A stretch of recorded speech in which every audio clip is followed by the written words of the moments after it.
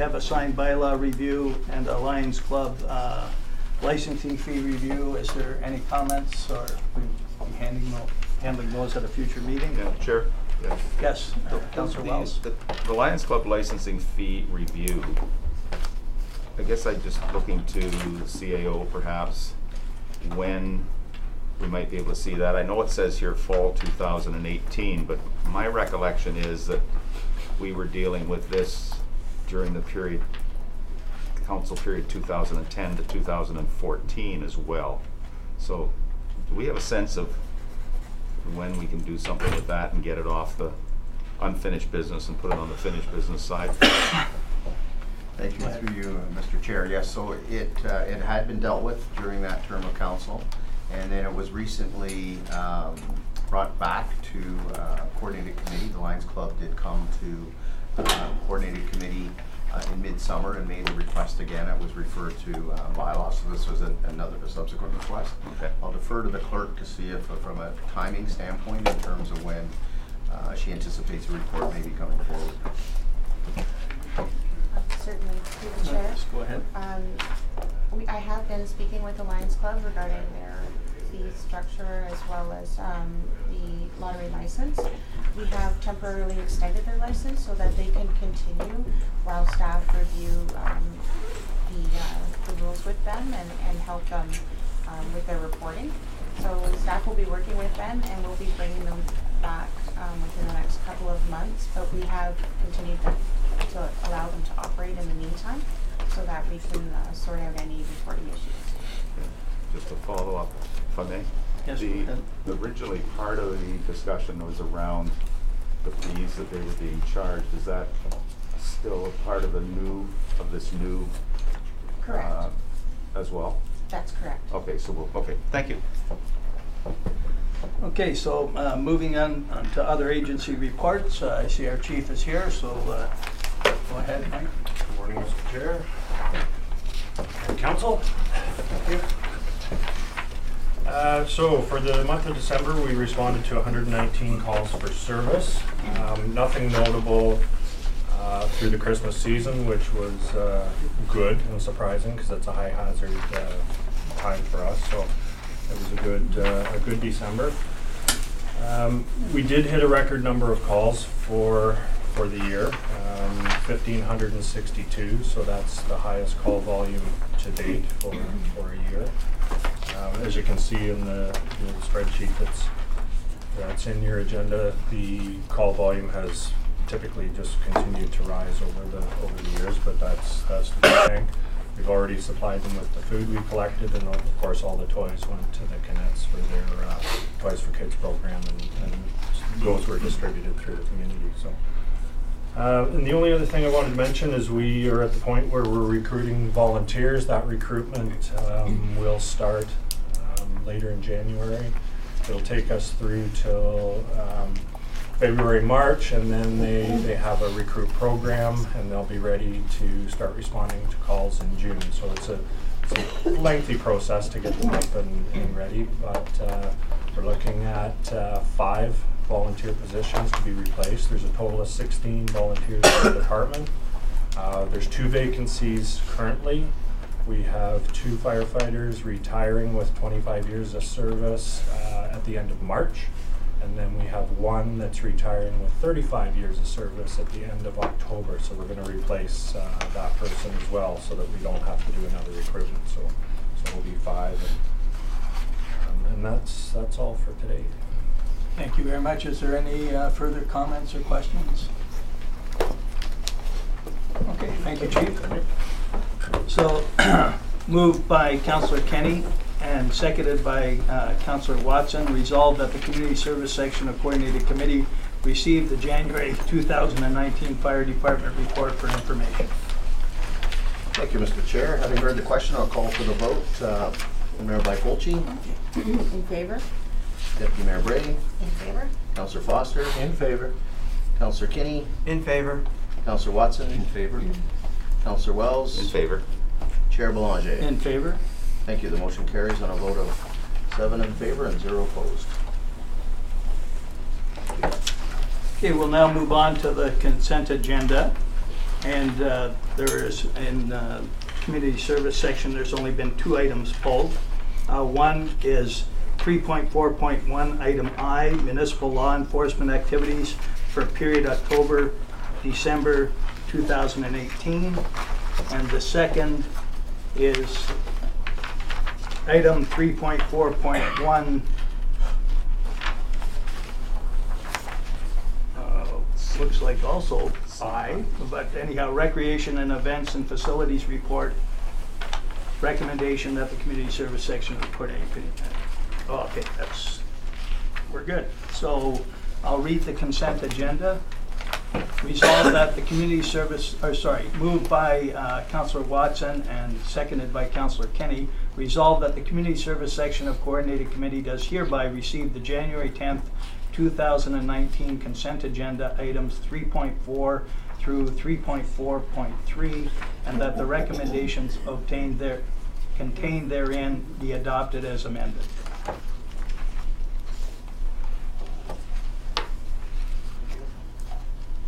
Having heard the question, I'll call for the vote. Mayor Byfolchi? In favor? Deputy Mayor Bray? In favor? Councillor Foster? In favor. Councillor Kinney? In favor. Councillor Watson? In favor. Councillor Wells? In favor. Chair Belanger? In favor. Thank you. The motion carries on a vote of 7 in favor and 0 opposed. Okay, the first item pulled again was municipal law enforcement activities for period October, December 2018, and that was by Councillor Foster. Thank you, Mr. Chair. Just a quick comment to Jeff, and I talked briefly with him on the phone the other day. This report encompasses the election period, and the word sign is on 72 consecutive pages. Okay, I might be exaggerating a bit, but during that election there were blatant sign bylaw infractions, and I just go, we're now in the new term of council, we have 4 years till the next election, and I want to get staff on notice to try and find a sign bylaw that isn't that's clear and concise and would be in place for the start of 2022, just so that we're not scrambling it right before a municipal election to have signs, and that the bylaw, you know, whether it restricts location, number, or size, that it be clear, and that you know, it be followed through, and if the rules are broken, there's a single warning, and then after that there's some fees, like charges late. So it's just a comment on that. So I don't think it requires much from staff. Well, I'm going to refer to your worship first, and we'll. Thank you. I believe that staff were actually thinking about some changes to it, but I fully support a review of it. I think that we should be looking at not putting any on municipal property. This was extremely time consuming for staff. There were repeat offenders who just didn't care, and I think to simplify it, we should only allow them on private property moving forward. But I'm hoping there's a report coming forward. Councillor Wells? Well, I support the mayor's comment, but I think to some degree we owe it to municipal staff that before they spend a lot of time developing what they believe to be what we think, that perhaps on a future agenda, and I agree totally with David, let's deal with it now, not a month before the election.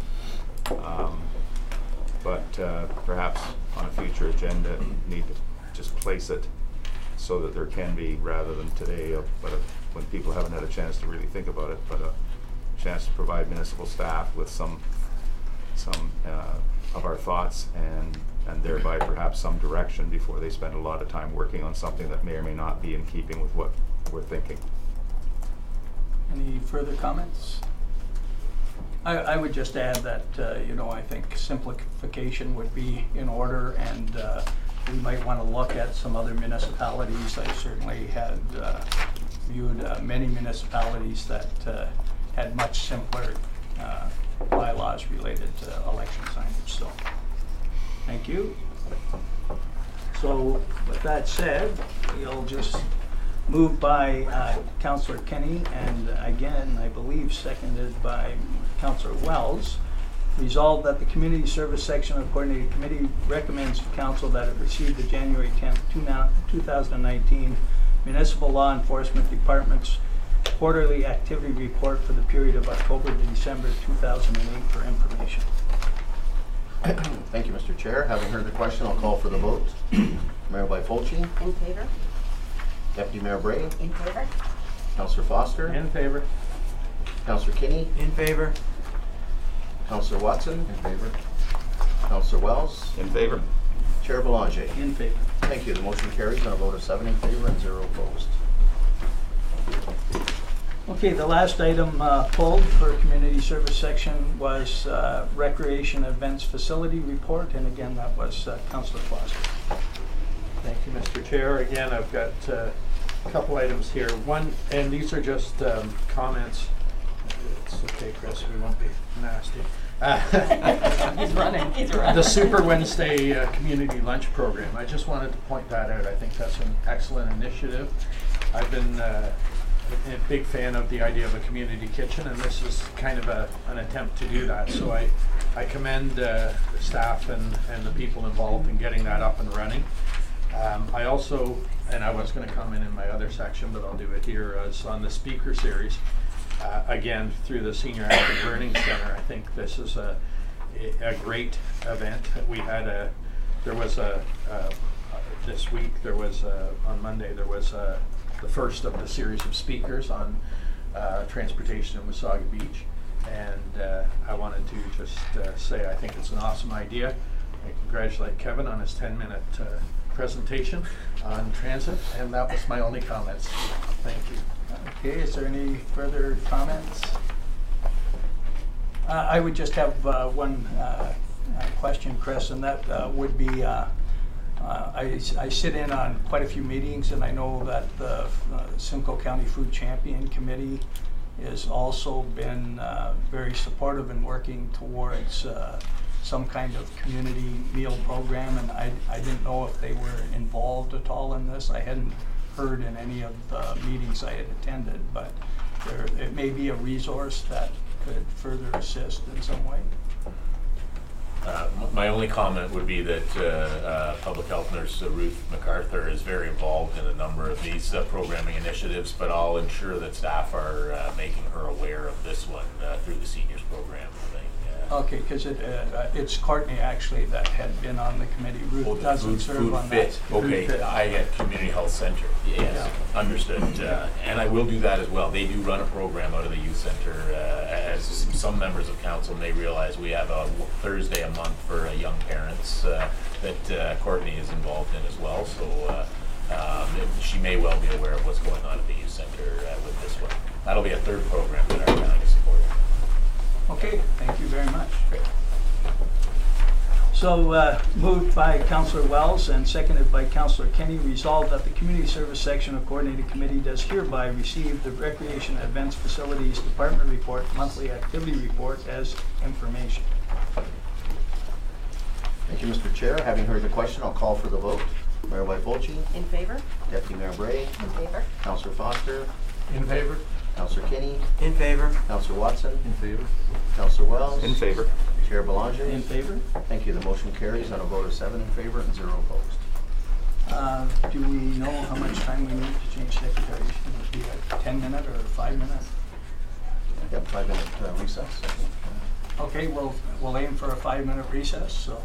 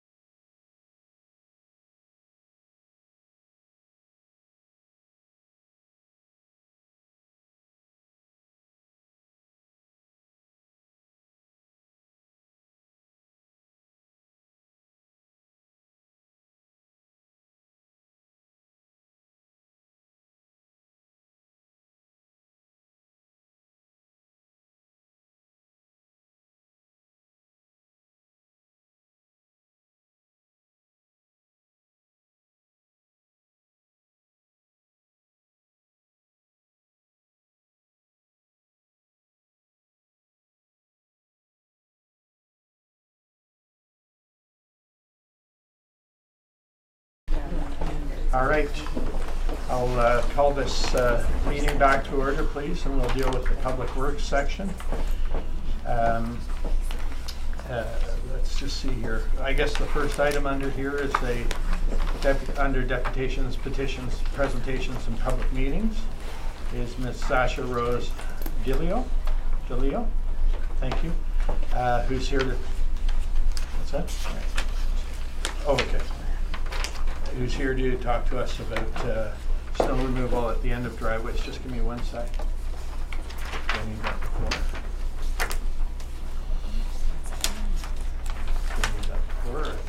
Okay, so thank you very much for joining us. Welcome. Thank you, Council. The floor Thank is you, yours. Madam Mayor, for having me here, and everyone accepting to come here today. I greatly appreciate it.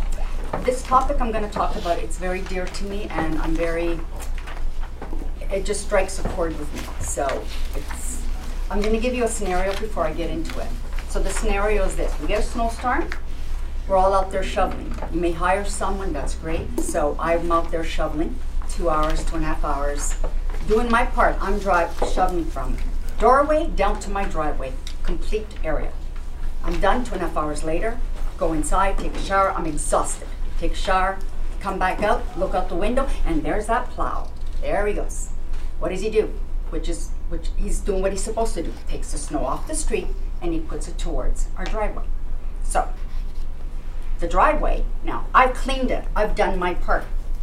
He dumps it back onto my driveway, but in actual fact, it's not my driveway, that portion. City still owns that.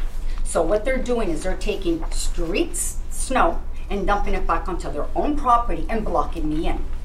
So 2.5 hours of shoveling, I've done my part. Now I've got to go back out there and do it again. That's not the issue. The issue is because the snow on the street, you know and I know, tires from the cars, they go on it and it makes it into ice. So what happens is you walk out and sometimes it's 3 feet high and it's complete ice. I've tried getting an ice pick, can't get through it. Snow blower, don't even think about it because I'm not spending another $1,500 on a new snow blower once that breaks. So what am I supposed to do? So in my thing, all right, I get hubby, I get neighbors, we all start chipping. So there's my time right there.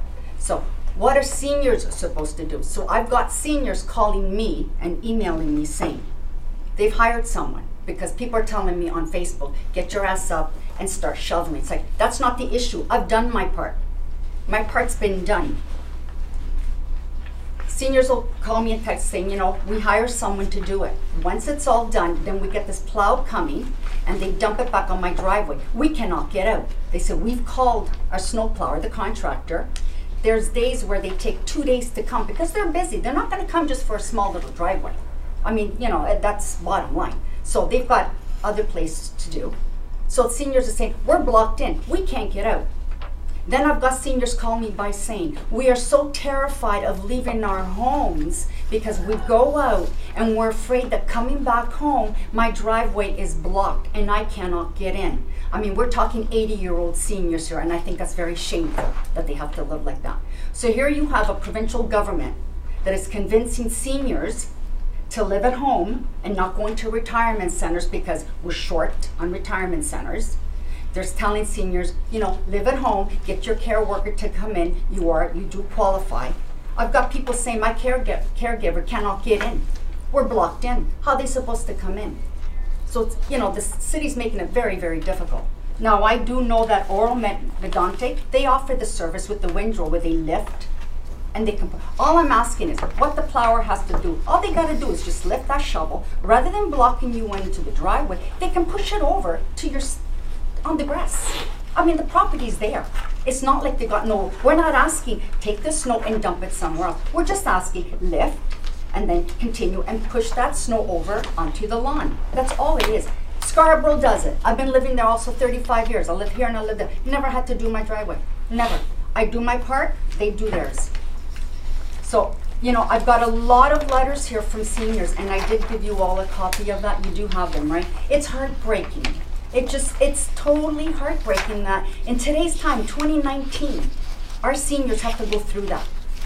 Like that's unacceptable. They shouldn't have to go through that. So, you know, I'm hoping that it's in the budget. It shouldn't cost much though, you know, to lift this windrow and do that. Because I'll be honest with you, when I was on Facebook proposing this, I got a lot of people from Public Works, actually 2 gentlemen that work as plowers, criticizing me to get my ass off the couch. You know, start plowing, you're lazy. It's like, are you kidding me? And it's like, no, not happening. First off, they should not have been commenting because that they're biased on the subject. So, again, all they have to do is just lift and shift it over. In the last, I'm gonna exaggerate, 8 years, our population here has just gone, if you drive around it, I bought my home 11 years ago, and there wasn't half as much homes as there is now. So if you drive around, there's all these new constructions. So property taxes coming in, like taxes are coming in. So it's not like, okay, it's not in the budget. Because our town now has grown so much, but yet we're leaving the seniors behind. So that's the way I'm looking at it. You know, a new arena's coming in, great. A new skating rink, great. New library, that's fantastic. You know, that's all great. The beach, not bad. But then what about the seniors? Just ignore them. All I'm asking is this one little essential service that we can give for everyone. Like, to me, it's like the bomb of the bombs. I know it'll probably be difficult for this year, but I'm asking you, can you please do it for next year? Because to me, like I said, it's very dear to my heart. And it just totally breaks my heart. Now, I don't know, now, I also wanted to mention, which I did earlier, is it not by law where, and it's quoted here for me, where any moisture that falls on your property cannot be disposed on of a neighboring property? So basically, cities taking street property and dumping it onto their own property. So you're actually blocking us in.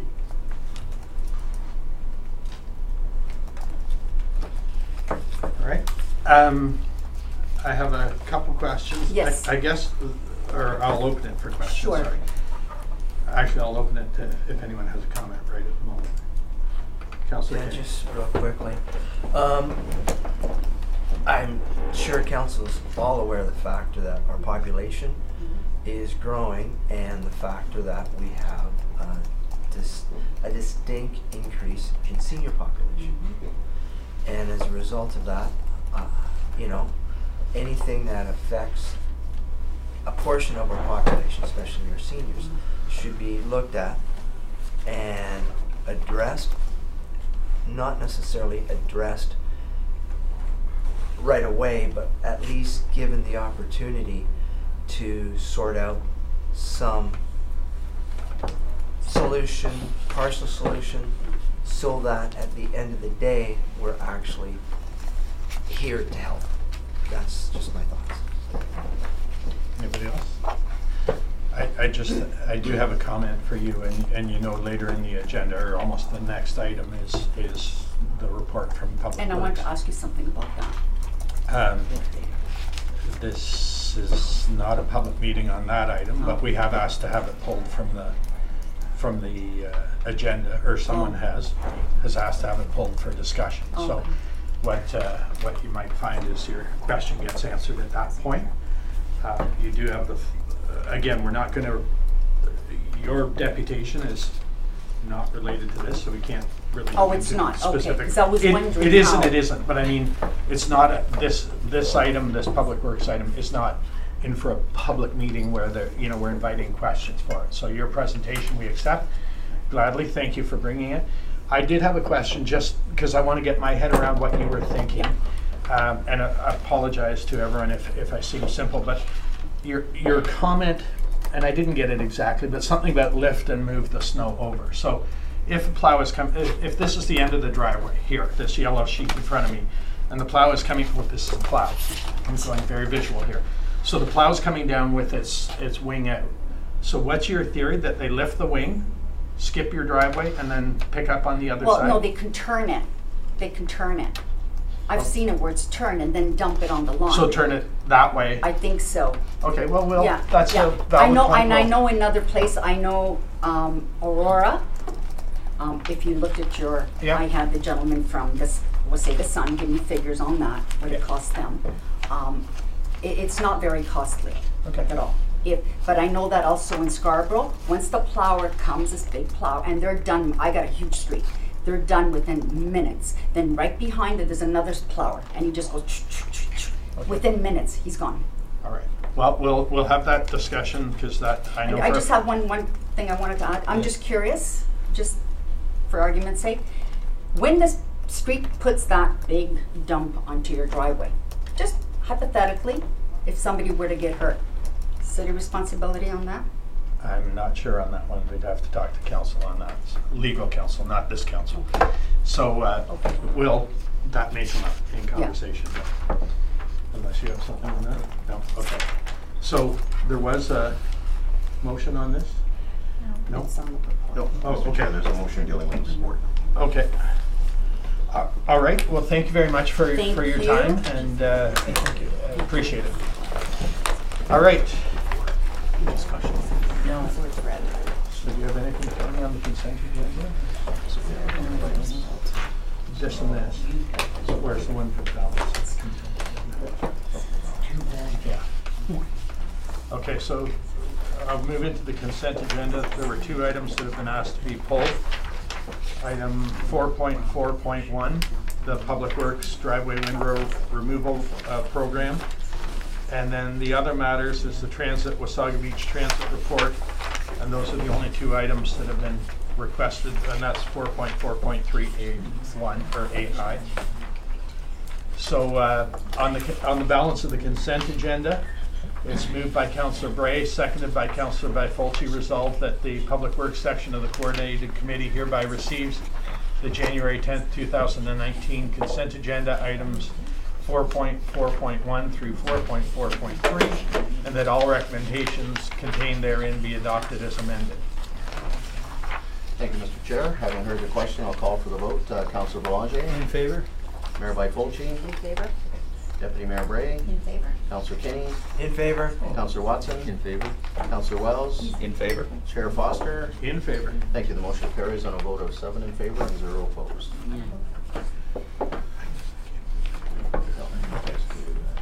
Okay, so the first item that we pulled is that Public Works Driveway Windrow Removal Program, options and associated costs.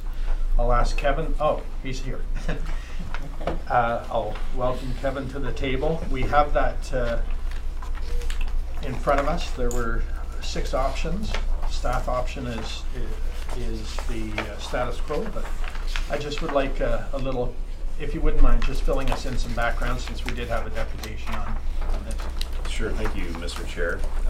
Certainly we receive calls following every snowfall event, as does every public works department within communities that have winter patrol activities.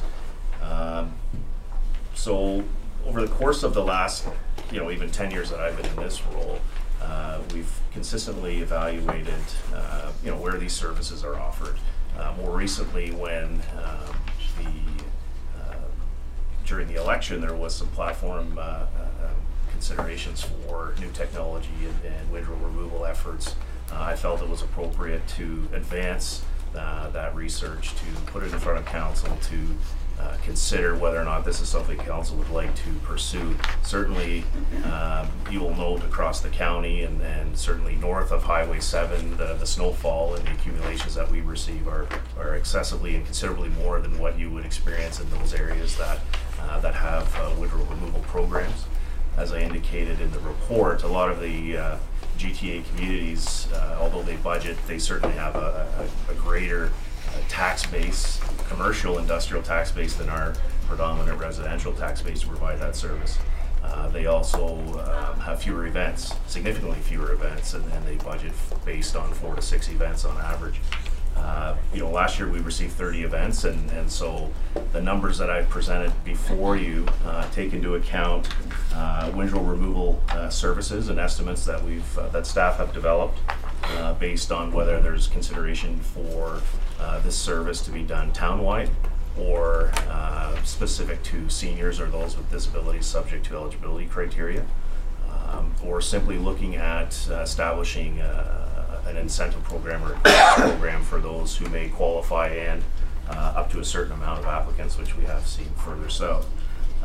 In terms of the Oro Medonte Widrow removal program, I'm not aware of that. I did speak to Carla over there, and they indicated they did not have a program, so it could be a non-for-profit agency that supports that service, as some municipalities do. But in terms of providing the service, it really, as the report indicates, it comes down to resources, equipment, and staffing levels. And you'll note that the operating cost to implement any of it will effectively double our budget, and that's not to mention the capital cost for the equipment to provide that service.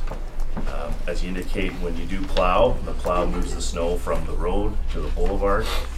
If you lift the plow or the wing, that will remain on the road, and then you obviously there's safety concerns with that in terms of the operation. So there is no such solution to plowing in that respect. Otherwise, every municipality would certainly offer that service. But I don't know if there's any specific questions about the report, Councillor. Okay, Councillor Belanger. Yeah, thank you. Yes, Kevin, maybe you could be more specific, because I think there is some confusion with the public as the type of equipment, you know, a plow truck versus a grader, and how that windrow technology works. So there is, and I outlined that and provided photos within the context of my report under option 3 in terms of what a plow does and what a grader does and what they look like. A plow is really just relies on gravity, and you know the plow on the wing sits on the road, and it just displaces the snow from center to the shoulder. A grader has hydraulics and has the ability to provide downward pressure. It has further hydraulics if equipped with the snow gate, which is an end unit that it's like a guillotine that drops that to try and contain the snow. It isn't new technology. It's technology that I know has been around since at least the 60s, and there are significant limitations with that during periods of higher snow, which is when you would like to have the service. You know, for 2 inches of snow, your windrows are not significant. When you start to get 4, 6, 8, 12, when you get into snow that is heavy, wet, dense, harder to clear, when we have freezing that afternoon, if you haven't got to the windrow and it ices up, you're certainly limited with the mechanics of those as well. But really the difference between the two is the hydraulics and certainly the cost. Our plow trucks are upwards of $250,000. When you start to get into graders, you're looking at $400,000. So we have one grader that's typically used for peeling operations, because it does have that hydraulic ability to peel and apply pressure to that hard pack. And then I did outline that in the report as well. Okay. Your Worship, you had a question? More of a comment. I think, Kevin, obviously, this is a thorough report and explains some of the challenges and what's being asked for. There is a motion there. There's one in the agenda, but Deputy Mayor Bray and I have altered it prior to it being read. That would see us looking at other options that could, for those in need in the community. So we would stay, obviously, status quo as we are now, but prior to next year's budget, are there other things that we can look at for those in need? I think it was the Blue Mountains who, there's the CHATS program, and so maybe there are agencies that we can look into that we could connect people who need it. Okay, and thank you for that, and I agree. I wanted to revisit option number 6. I just had a question, and I don't know where this thought came to me, but on the plows, is there an ability of the plows to change the angle of the? Absolutely. There's the ability to align it in and out. In and out? Yeah, but not to control what's being displaced off. Okay. And so, no, there isn't. And the end of the wing, as most of you are aware, is blind. You cannot see the end of the wing, and so there isn't that ability to other than just in and out. Yeah, okay. Thank you for that. Sorry, Kevin, can the wing be moved in and out, or just the main plow? No, the wing can as well. Okay. We do have hydraulics on the newer trucks. Okay. Some of the other ones are equipped with a sleeve and a pin. Councillor Kinney? Thank you, Chair, to Kevin. As her worship said, it's a fantastic report. It gives us a really good basis to start looking at things. One of the things I was hoping maybe throughout the year, when we start looking at it for next year, you put together for windrow removal various municipalities. You had mentioned Oro Medonte. I'm just wondering whether or not we not only get ones that are more specific to our snow dropping than the southern ones, because there is a difference between what we get here compared to down in the GTA, and possibly not just what it is a cost, but total cost. So I'll use Severn Township. If they do the service, what did they spend in 2017 on it? So we've got to capture not just that they offered $100 per individual, but what was the total cost? Because I'd like to know if that does exist. I mean, it's totally from right now. Just I'm grasping at locations and that, but I think that might give us a little bit more of a understanding of this type of program. Just, if I may, Mr. Chair, certainly within the table, we did look at member municipalities within the county of Simcoe, so who generally have the same snowfall. And that includes from the city of Barrie, Aurelia, all through all member municipalities within the county. All of them do not have that service, except for Bradford. Really it does. Yes, they do. Except for Bradford West Gwillimbury, who directs seniors to the chat program, which is only available within York and South Simcoe, and that's a non-for-profit organization. So they refer people to other organizations. Just as when we receive calls, we maintain a list of licensed contractors, licensed snow removal contractors at the bylaw department, and we advise them to perhaps contact them. We also indicate that there may be an opportunity for the high school students to get volunteer hours through this, and encourage them to perhaps contact the high school. Innisfil recently established, and I don't know how recent it is, but I know they have the Snow Angels in Innisfil, where it's a neighbor helping neighbor type program, and if one neighbor helps the other, they're effectively registered into a database, and the town acknowledges that neighbor, that friendly neighbor, and provides them with, whether it's swag. Their name also goes into a draw to win a tablet, so it's really a neighbor helping neighbor type situation, but those individuals are acknowledged through the municipality. You look at veteran affairs, there are, I believe in the city of Barrie, there is some service there through veteran affairs.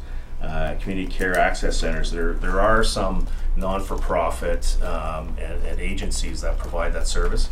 Unfortunately, I am not aware of many within the community. I've also reached out to the volunteer coordinator and the youth center to see, is there an opportunity to put notices on the boards at the youth center for individuals that are interested or need hours, if they qualify, to support seniors predominantly where that is.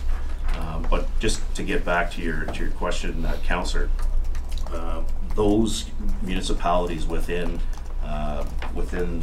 Simcoe County have been pooled, which, you look at Midland, you look at from Tiny, Tay, Springwater, Severn, Ramera, Oro, Esso. I did consult with all of them and then have communications from all their public works managers about whether they have a windrow program or whether they provide incentives. And that table reflects the responses from all those member municipalities. Thank you. Thank you, Deputy Mayor Bray. Thank you. Kevin has now brought it up that there was the survey done of other Simcoe County municipalities, which I think is great to see. So obviously, if we are looking at something that is town paid for, I think we need to do it carefully. So I like the idea of referring this back to staff to look at what's available, because snow happens in the winter every year, as it has every year in Wasaga Beach forever. But if we're looking at options that are $600,000 and $700,000, I mean, that's 3 and 4% on people's taxes. So I think we have to look at this very seriously and consider all the options. Thank you, Councillor Belanger. Thank you, Chair. I was just going to suggest one option. Obviously, if we subsidized, if we had a criteria and had an understanding of how many driveways would potentially be involved versus a criteria, certainly the town hiring a contractor that only did that possibly with one or even two trucks, would be significantly less cost than us going out and buying equipment or hiring more manpower and that type of thing. So I just agree with referring it back to staff, and I think there's a lot of options that we could probably be of assistance in this issue. Okay. Yes. Go ahead. Sorry, just on that, so there is a value here for outsourcing for specific eligible driveways, and based on the 12,000 driveways throughout the community, it was an estimate. We don't know how many seniors or how many eligible individuals qualify, so it was based on, we know we have approximately 12,000 driveways. Our demographics suggest that our seniors population may be 35% of that. You're looking at, so that's 4,200 driveways. If you're assuming 2 per household, you're 2,100 driveways, and if you assume 50% qualify, you're about 1,000. So that 1,000 number is kind of based on some estimates to try and qualify that number. And as I indicated, the other option would be to simply consider a trial for 50 to 100 applicants, as some have in again further south. That would be a start to confirm how many truly qualify and who are eligible. But again, there are still administrative responsibilities associated with that. There are still supervisory responsibilities associated with that. So there are still implications beyond just having a pot of funds available for those that qualify. Okay, thank you. Councillor Watson, you had something? I think my question was answered. I was going to direct the councillor to the fact that in the report it says 12,000 driveways. All right. I will point out that in doing a little bit of research here, if you look back to the October 2018 meeting, there actually is a copy of Ontario Regulation 23902, which is the minimum maintenance standards for municipal highways, which I will commend, and notwithstanding the windrow issue, I will commend staff, especially the plow operators, on the job they do in trying to keep our roads and sidewalks as clear as possible. We realize there are other issues, and we'll address them, I believe, now. So, this is moved by Councillor Bifulci and seconded by Councillor Bray. I said total devotion. Oh. Just kidding. This is moved by Her Worship Nina Bifulci and by Deputy Mayor Sylvia Bray. Resolved that Public Works section of the Coordinated Committee does hereby receive the driveway windrow removal program report for information, and further that the options be explored for those requiring assistance in the community and report back to the Public Works Committee. So it's a modification. We're sending it back to staff, I think. I'll send that over to George. Mr. Chair, sorry. Kevin has a question. Yes, Kevin. Just the context of further explored, is this financial or is this non-financial opportunities? The way I wrote it was that options be explored as far as, the CHATS program and those types of things. But, if there's other programs out there that there might be, the municipality might provide grants, yeah, I'm losing my words.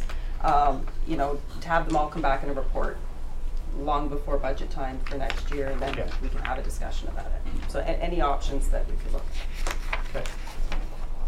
Mr. Chair? Yes. Just a query. 3 municipalities were mentioned by the presenter: Scarborough, Aurora, and Oro-Medonte. I do know Oro-Medonte, Kevin, you've spoken to that. Can we backtrack and follow up with Oro-Medonte based on the presentation? Because it seems that there's some misunderstanding somewhere. Someone's saying Oro-Medonte does, and your contact there is saying not. So can we follow up and clarify that? Scarborough was mentioned and Aurora was mentioned. Can we have contact with those 2 municipalities to determine what program they do or do not offer, please? If I may, I have correspondence from all those municipalities confirming that they just weren't on the list. That's why I just wanted to follow up. They were mentioned as having a program, so I'd just like to follow up and confirm.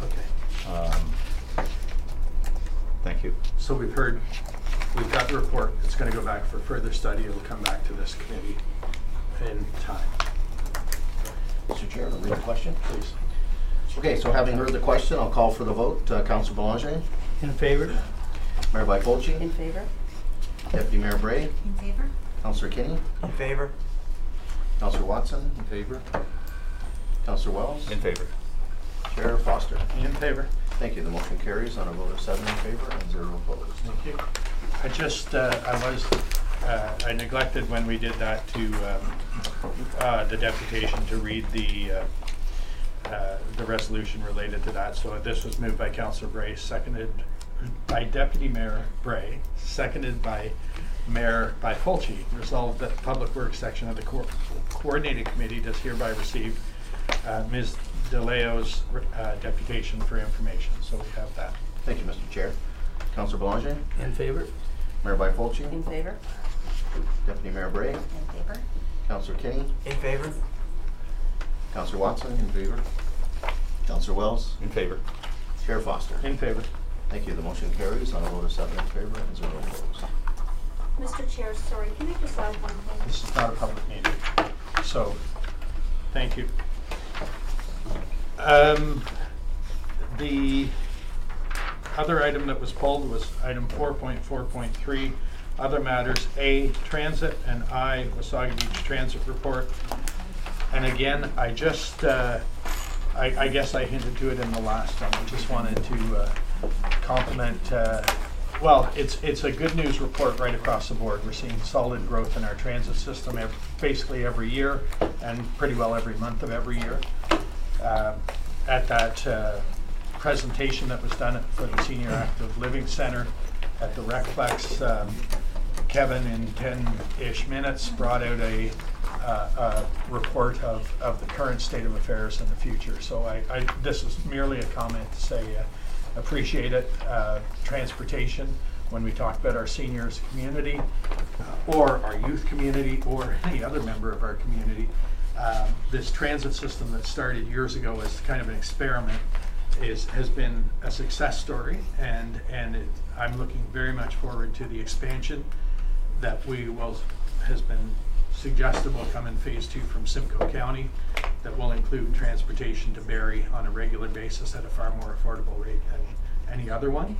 And also, I will also comment on that the Red Cross gave a good presentation on their how they can complement our system. So again, that's just a thank you to Kevin for that report. George? Thank you, Mr. Chair. I echo those comments. I was at the presentation the other day and it was very well done. And I was also pleased to see that we were one of the municipalities to share in the gas tax monies that are coming to the tune of almost $200,000. So that was nice to see. Anyone else have anything on that? Yes, Just Kevin? one final comment, and thank you for those comments. There has been a lot of exciting things done even since we established this Affordable Transportation Task Force, and we hope to keep the momentum of some of the initiatives that we've started there. The more recent 6-month pilot that we established between Wasaga Beach, Collingwood, and the Blue Mountains to better integrate the systems to fill the gaps in the scheduling. We've seen considerable increase in our service and in our ridership over those 6 months. This past December was the highest we've ever seen in our link between the communities, and a lot of it had to do with just the alignment of those services. Over the course of that 6-month trial, I know we've seen an increase in that link of 35%, which is awesome. And there's additional strategies coming forward for council to consider, but we certainly want to build on the success and the momentum of the partnerships that we're establishing on a more regional scale amongst our neighboring municipalities to help drive that transit forward. So thank you. Thank you. Any else? Okay. This is moved by Her Worship and seconded by the Deputy Mayor. Resolved, the Public Works section of the Coordinated Committee does hereby receive the Wasaga Beach Transit Report for December 2018 for information. Thank you, Mr. Chair. Having heard the question, I'll call for the vote. Councillor Belanger. In favor? Mayor Byfolchi. In favor? Deputy Mayor Bray. In favor? Councillor Kinney. In favor? Councillor Watson. In favor? Councillor Wells. In favor. And Chair Foster. In favor. Thank you. The motion carries on a vote of 7 in favor and 0 opposed. very much. Okay, with that, that concludes this section of the coordinated committee. We'll adjourn for 5 minutes.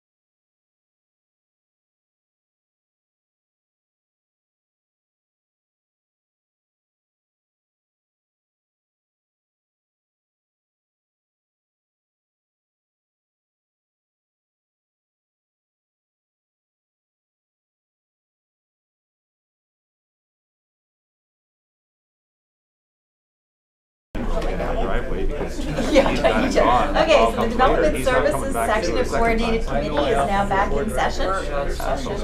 We have no deputations, petitions, presentations, or public meetings. Oh, sorry. There are 4 items listed under unfinished business. Anybody has any questions? If not, I move right along. There's no other agency reports today. We have a consent agenda of which 2 items have been pulled. The first one is 5.4.1 FI, Great Lakes Waterfront Trail and Georgian Bay Cycling Route. And item 2, proposed open for business legislation, which is Bill 66 in the province of Ontario. All other items will be included in the consent agenda. And I will read that motion. Moved by Councillor Wells, seconded by Councillor Belanger, resolved that the Development Services section of Coordinated Committee hereby receives the January 10th, 2019 consent agenda items 5.1 through to 5.4.3, and that all recommendations contained therein be adopted as amended. Thank you, Madam Chair. Having heard the question, I'll call for the vote. Councillor Belanger. In favor? Mayor Byfolchi. In favor? Councillor Foster. In favor? Councillor Kinney. In favor? Councillor Watson. In favor? Councillor Wells. In favor? Chair Bray. In favor. Thank you. Motion carries on a vote of 7 in favor and 0 opposed. Thank you. So first item pulled was the Great Lakes Waterfront Trail and Georgian Bay Cycling Route, which was information from the province of Ontario through the Waterfront Regeneration Trust. And I believe this was Councillor Foster. Yeah, it is. Thank you. And again, I just wanted to pull this item briefly for information for council and the public in that, I can't find it right now, but thank you. I think this is a great initiative, is to create trails and cycling routes that circumnavigate the Great Lakes. It promotes a healthy, active living, which is a key in any community, because the healthier, and we're not talking about people having to, pedal around Georgian Bay or all the Great Lakes, but anytime people are out on a trail, whether it's walking or cycling, whether it's 100 meters or it's 100 kilometers, it improves the overall health of the community, and a healthy community has less healthcare costs, so I think it's a great benefit to the entire area, and that's all I wanted to comment on it. I'm strongly in support of that. Thank you. Councillor Belanger. Yes, thank you. I totally agree with Councillor Foster, but in addition, from an economic and tourism perspective, we are in Canada well renowned that Quebec has done significant work in this area, and that I believe the economic benefit is measured in almost $1 billion. So certainly as we become more complete in this system, I think we will attract not only guests from other provinces, but internationally as well.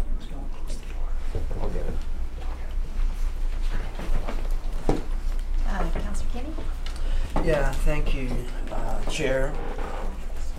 I agree with Councillor Foster and Councillor Belanger, both on both accounts, from the healthy aspect that it brings to the community, and I think the Healthy Community Network drives it forward, and I think they do a great job of it through different initiatives. And realistically, as Councillor Belanger said, the economical spin-offs are yet to be seen, and I think as it grows, it'll increase within the town.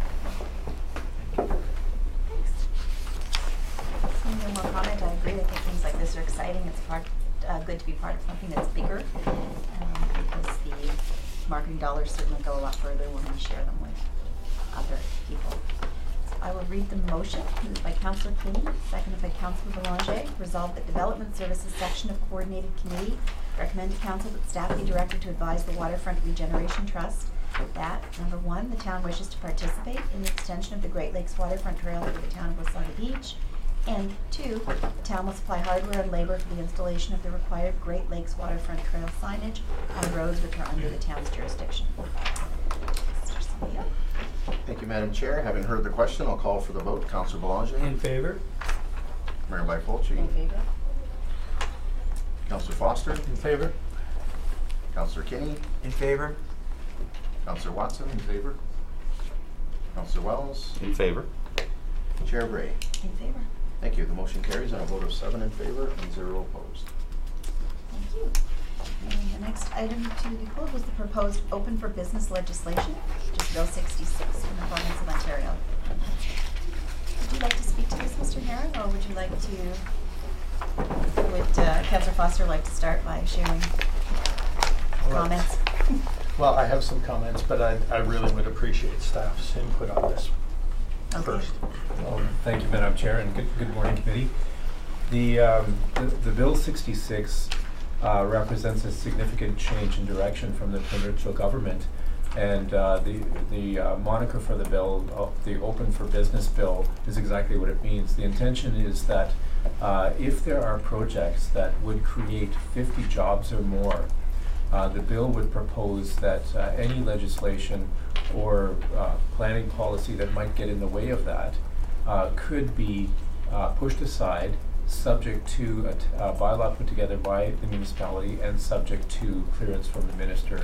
And the province reserves the right to add conditions to any zoning bylaw of that nature. So really, it seems to be a tool presented by the province to create jobs, to smooth the path for projects which would create jobs. Generally, the comments that we are seeing in the greater Ontario that we're watching is that there is concern that the bill will sweep aside policies that protect environmental lands, the health of the watersheds, things of that nature. There's been a big voice down closer to the GTA about the Oak Ridges Moraine, which is not so significant here, but the principle is the same. So the staff report before you does point out that we do have those concerns because there is quite a bit of significant heritage lands and natural environment lands within the town of Wasaga Beach. What we do recognize, though, is that the town of Wasaga Beach is always looking for ways of increasing its employment numbers. Provincially, our employment numbers the ratio is low compared to other municipalities, and that's simply because we're not an industry town. We're a tourism town. So the staff report suggests that the town of Wasaga make a comment on the bill to the effect that if the bill is to pass, that the jobs include tourism jobs. And the rationale for that is under the growth plan, employment jobs are defined pretty much as production jobs and manufacturing jobs. They don't include hospital jobs, they don't include tourism jobs, they don't include big job generators, but they're not defined as jobs in the growth plan. So our thought is, Wasaga Beach is a tourism town. If at some point we want to take advantage of this bill, if it does come into force, we want the province to recognize that tourism jobs are just as important. Now, a really important criteria for everybody to understand is if the town were to adopt a zoning bylaw under Bill 66, we don't have to sweep aside the heritage aspects. We could very much keep them in place. If there are other policies that we want to ask the province to push aside, then we could do that. So it could be very much a pick and choose process. We don't absolutely know that yet. It's still under review. But my analysis of the bill to date is that not everything gets swept aside. The council has the option of deciding how they want to use the tool, if in fact it comes into force. Okay, thank you. Councillor Foster? Okay, thank you very much. And again, I want to be clear on this, that if this thing is going to go ahead, that I agree with staff 100% that we should be pushing to recognize tourism as a classification, if you will. However, and again, I guess there's a variety of items here. there's a few that really kind of scare me. One is that it, as staff alluded to, it will set aside the Greenbelt Plan, and the Oak Ridges Moraine Conservation Plan could be put aside. I realize that doesn't impact our town directly, but it does, because again, if we're setting a precedent, then you're sitting there. It also, where was the other one? It sets aside the provincial policy statements supporting active transportation, affordable housing, green infrastructure, and climate resiliency. This is just an interpretation from Ontario Nature, by the way. And it would, it can leave this people without recourse on there. My issue with all this is not the business aspect of it. I'd love to see you know, some kind of major 50+ employer come to town. I have no challenge with that. But we have to remember at all times, we sit in a population that is tourism based, and it's based on the fact we have the longest freshwater beach in the world. We have the Wasaga River. Both of those, if they were to become contaminated or, you know, have recreational use turn into some kind of industrial use, it puts our livelihood at risk. So from the point of view of our town, sure, boost tourism, that's fine. It's absolutely fine. But you have to sit there and say, at the expense of, that part's excellent because it matches what we want to do. Tourism, you know, works. But if we're giving up, you know, clear drinking water, open spaces, provincial parks, things like that, it's a huge risk. So I'll support, I guess I'm not sure if I'll support it at this point. I'll support the staff's idea of adding the tourism designation to it, but I have huge reservations of Bill 66, as I've seen interpreted, and staff haven't changed my mind on that, so thank you. Okay, thank you. Councillor Watson, you had it. Thank you, Madam Chair. Yeah, I support clarifying about the tourism aspect, that we would be covered for creating employment in that industry. I would like us to get beyond that we're a tourist town. I think we're a town with a tourist component. We have a much bigger town than that, a vibrant town. We have a West End business park that I think this would come in to play quite nicely, and that's something that council's going to be talking about in the future. I guess my main question would be, this application process, is it in our control to do the application as opposed to the employer or the developer, so that these considerations of environmental lands and that we make the application to the province so we can tailor it the way that we want to protect those? Through you, Madam Chair, the Councillor Watson is correct. Just based on my experience with development, there would be a negotiation with whoever the proponent is to create those jobs, whatever that industry might be. That negotiation would be with the town, but ultimately it would be the town's comfort in terms of what criteria go into the zoning bylaw, which would be passed upward to the province seeking approval of that bylaw. So in English, that means that the council could choose what's important to council to put into that bylaw. Thank you. Councillor Boulanger? Yes, thank you, Chair. And it's been some time since I read this, but when we do the tourist category designation recommendation, would we also be looking at, I can't remember if it was full-time positions or temporary and seasonal positions we would want to include in that? Certainly, through you, Madam Chair, certainly the staff comment that we would forward to the environmental registry, we could include that it would be full-time jobs or seasonal jobs from a tourism aspect. That's completely reasonable for that industry. Councillor Wells, did you have your... Just a quick comment. And it really follows up on something Councillor Boulanger's or Councillor Watson's already said.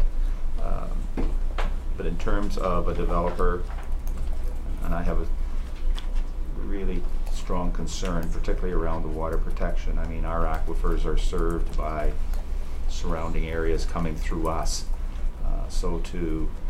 We don't necessarily, as Councillor Foster said, have control over the development in neighboring municipalities, but it sure as heck has an impact on the aquifers that feed our water system and what comes into this community. So when you say, and I'm really looking for confirmation, nothing more, that it's up to the municipality to set the zoning bylaw and submit it to the province, I'd be naive if I thought the province doesn't think that they have the authority to amend that or send it back saying, no, we think this development should go forward and we want you to change it. I mean, I'm not a conspiracist, but I can't say that I'm fully trusting that this is going to be strictly in the hands of municipality. I do know that it's not appealable to the LPAT, which is a good thing. But I guess I'm looking at when it gets to the province, who's weighing it, in whose favor does the province look at it? I'm not sure you can answer that, but it is a concern that I have. Through you, Madam Chair, if I could speak to it, I have to admit that it's such a new legislation, and it is such a complete new direction from the province that we are all wrestling with this. And I'm actually not certain from our research whether the Ontario Clean Waters Act is affected by this this Bill 66. We would have to look into that. And the Clean Waters Act, it delved out of the Washington, thank you. But again, we do have quite strong policies currently in place. We have our officer responsible for reviewing every development application, the town engineer, whether or not applications will impact our water supply. And that is a public health and safety matter. We'll call it a motherhood issue. And I don't think that, having dealings with the county staff and the provincial staff, that's something that's not taken lightly. Well, just further to my comment, and I think most people around the table know that I've spent the last 10 years sitting on the Source Water Protection Committee, and a great deal of time and energy and resources have gone into establishing the policies to protect municipal water systems, policies relating to DNAPLs, relating to farms, relating to anything that could impact the aquifer, setting guidelines and so forth. And I guess I can only express it as a serious concern that I'm just really nervous about how this authority could negatively, or has the potential to negatively impact all of that work. Councillor Blanche? Yes, thank you. Further to Councillor Wells' concerns, I was wondering if there's any merit that our mayor and deputy mayor could possibly put this on a county agenda and look at sort of more of a consultation or an opportunity to look at it from a county perspective as opposed to a municipality. I know how the law is written, but I mean there could be a mutual acceptance if you're concerned what other municipalities might do that would affect our municipality. It might be worth at least some dialogue. The deadline is fairly short, isn't it? January 20th? It is. The Bill 66 was posted on the environmental registry, I believe it was early December, and the deadline to post comments is January 20th. Even if it were done after the fact as a more of an informal type of thing, there might be some merit to it. I would just say I'm sure that the county staff are also aware of this bill, and that if there's something that they feel should be out there, they would address that. Councillor Foster? Thank you. Looking at the resolution, one is to receive it for information, and the other one is to authorize staff to provide comment to it. Again, I think the legislation is broad and perhaps flawed, so I'm not you know, when you talk about the Clean Water Protection or the repeal of the Toxins Act, this is probably a juggernaut we can't stop anyway, but you know, I think the potential environmental risk is significant. I have no problem with staff sitting there saying, bring in, you know, a tourism section. I get that and I appreciate that. But I think the overarching, like this is a huge snowball going down a hill. I just don't see that I can support some of the things they're doing, whether it's the groundwater, or whether it's toxins, or whether it's healthy community stuff. Again, our little voice is there. If the mayor felt, or county council felt that that was something they'd like to take up with the provincial government, I more than encourage that. But I just find it's one of these broad omnibus type legislations that's trying to repeal so many things or change so many things, as staff said, and I think the outcome is gray. And I'm talking dull gray, not even a clear gray. Thank you, Madam Chair. This Bill 66 is such a redirection from the province that staff really wrestled with this one. And that's why in the report it starts with bring it forward for information only, because we don't have any kind of history to delve on to bring forward a decision. And the more we looked at the legislation and tried to relate it to the interest of Wasaga Beach, we found that if it does go forward, that's where the second recommendation comes from. We're a tourist town. We may have a tourist project coming along. It might be a tool that we could use. That's something that we should probably have in the legislation. I think, though, that listening to committee today, there's some really valid comments that staff share. And we can bolster the comment to the province that the Water Safety Act be kept in place, and that some heritage issues be looked at. There are other aspects to this bill that we haven't talked about today, and it basically says that any provincial policy that affects planning can be put aside. The county official plan can be put aside. The town official plan can be put aside.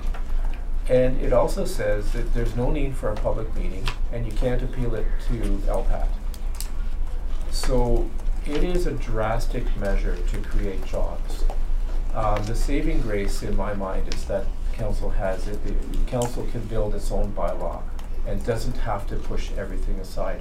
But I don't disagree with Katie that, you know, the town could comment that there are some things that should be protected, continue to be protected. Absolutely. Councillor Watson? Thank you, Madam Chair. At first blush, it certainly is not as bad as the Green Energy Act, where we had no say in that.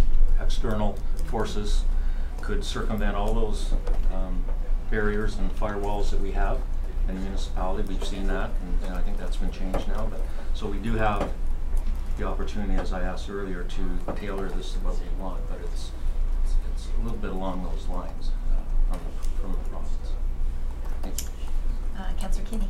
I just want to reiterate that, yeah, our environment's too important to mess with, but I really think what I read out of this is what the planning department wants to do for Port Touristy. Awesome idea.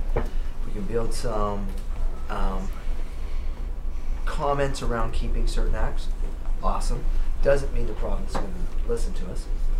But if I read it the way I think it's meant, we control the monster. If we want to create something, we can create it. And it's up to the province to say yay or nay. If the act comes in and we don't want to create it, we don't have to create something. Is that correct? That is correct. Mayor Bethorji? Thank you. I share the concerns that have been raised, but I also see this as something that could be a valuable tool to a community that wants to grow and develop and those things, which we do. I would just suggest maybe it could be circulated to the different departments within the town, because we do have our, I forget its official title, but our source water protection local inspector out of our public works department, and that way we know that there's a fulsome, from all angles of the town being submitted. So that would be it. Sounds good. Seeing no more, one more Yeah, comment? just one more Councillor question, Rogers. and thank you, Chair. Doug, do you see this as potentially a benefit in negotiating with M&R? Like when we get into situations where certain things that we might be doing on the waterfront, or even related to an event or something that could create seasonal jobs and that type of thing, and currently they sort of have, final word. And I'm not talking about where environmental issues are being set aside. I'm just talking about right now. I use it might be a poor example, but Skydive Wasaga wanting to use a portion of the beach on off days or that type of thing, that would be a huge catalyst to job creation and tourist attraction. Whereas currently the M&R has final say. This might be a little bit of a bargaining chip, but I'm not sure how they fit into this legislation. Thank you. I don't know that there is a solid answer to the question insofar as the bill is untested. What we can say is that the intent of the bill is to create, to smooth the path for development where 50 or more jobs will be created. And I think the current wording of the bill is that it would be 50 or more permanent jobs. So if the county did, the province did acquiesce to the town's comments and included tourism, then that would potentially open the door to the suggestion that, because tourism does have seasonal jobs. But until we see a final act, it would be very difficult to answer the question. And final comments to Councillor Foster? Yeah, and again, I keep reading back the thing, and of course receiving something for information is fine. You can't object to that, it's just information. But I somehow I want to do propose an amendment or something to, we're saying get staff to comment on the tourism piece, and perfect, absolutely perfect. But I would like to somehow see that we put a notice to the province that, the environmental piece, so repeal of source water management or whatever those, like staff has indicated, there's a bunch of areas there that we're not quite sure about, but I'd like to give staff direction to sit there and say, look at it from our point of view and say, what do we need? I don't know if that's just too broad. That makes Bill 66 look clear. But I want to get it so we can, if there's a flavor around the table, that we can comment that we're not willing to give up our environment. If there isn't, that's fine. No, on principle, I may have to oppose, but there's got to be some amendment we can do. The current motion says that staff will provide comment to the province, but it doesn't list what those comments will be. There are some in the report. We want to put the types of comments in the motion, or can we leave the list with staff to I'm happy for staff to comment about adding a tourism component, absolutely. But I'd like for them to, put a comment about environmental protection still being a mandate for this town. Don't care what other towns do. So then to our CEO, do we need to amend the motion to include that, or is this discussion around the table direction to planning to include those comments? Madam Chair, I'll defer to the clerk in a second, but I think from the standpoint in terms of information, I think if there's specifics, I think that would be helpful. Environment, source water protection, just bullets, it doesn't have to be lengthy. And then maybe a catch-all and other items raised by committee during the discussion, but I'll ask the clerk. I would agree if the comments are not included in the planning report, that you would want to add those to the motion, such as including other items brought up by council. Mayor Byfuglien? I was just going to say, can it just be a clause that it includes circulation to the other departments to make sure that the comments captured today are included, and then it can be all of it. So we authorize staff to circulate the report Circulate. to all department heads, Town department. all town departments, Sorry, I'm revamping. That's the- fine, that's fine. Thank you. for input. For comment and inclusion.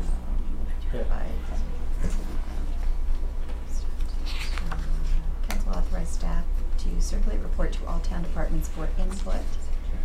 For comment and inclusion.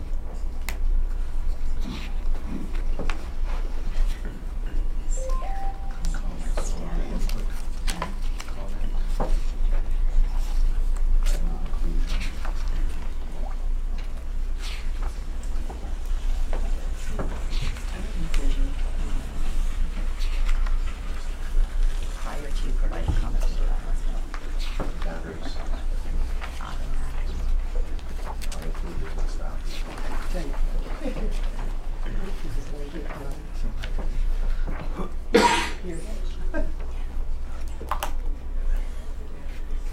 Pertaining to matters raised by. list them or not.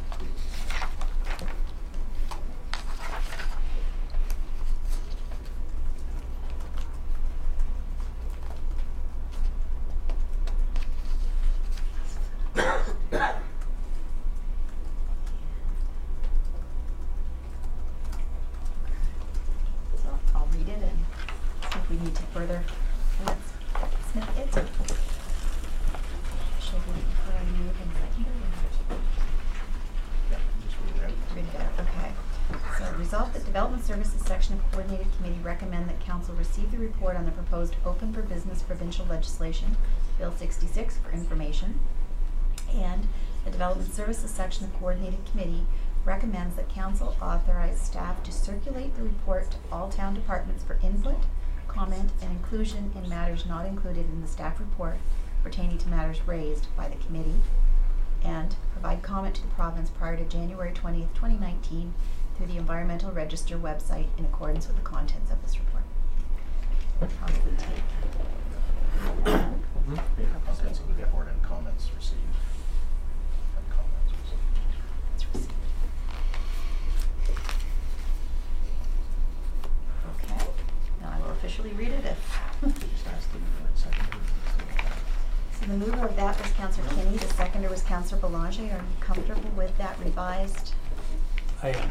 Okay, I will read. Moved by Councillor Kinney, seconded by Councillor Belanger.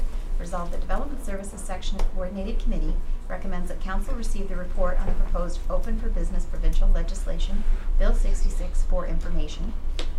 And the Development Services Section of Coordinated Committee recommends that Council authorize staff to circulate reports to all town departments for input, comment, and inclusion in matters not included in staff report pertaining to matters raised by the committee, and to provide comments to the province prior to January 20th, 2019 through the Environmental Register website in accordance with the contents of this report and additional comments received.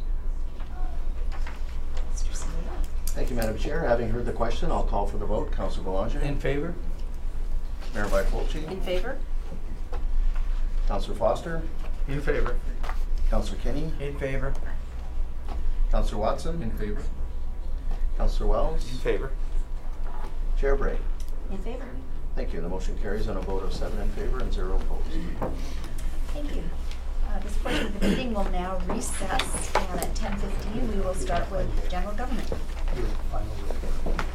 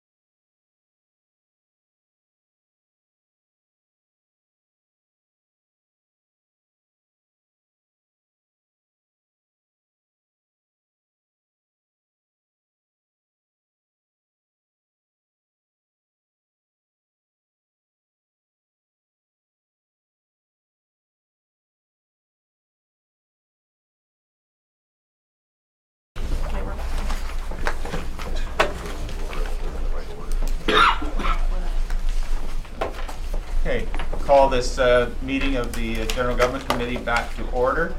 And I'm going to ask Council's indulgence. I have a motion related. Because we are receiving the presentation from the Hydro Board, which is followed by a closed session, I have asked to be considered that we move the presentation to the end of the agenda so that the public doesn't have to leave, stand around outside, and then come back in to attend the rest of the meeting. There are no items pulled off the agenda.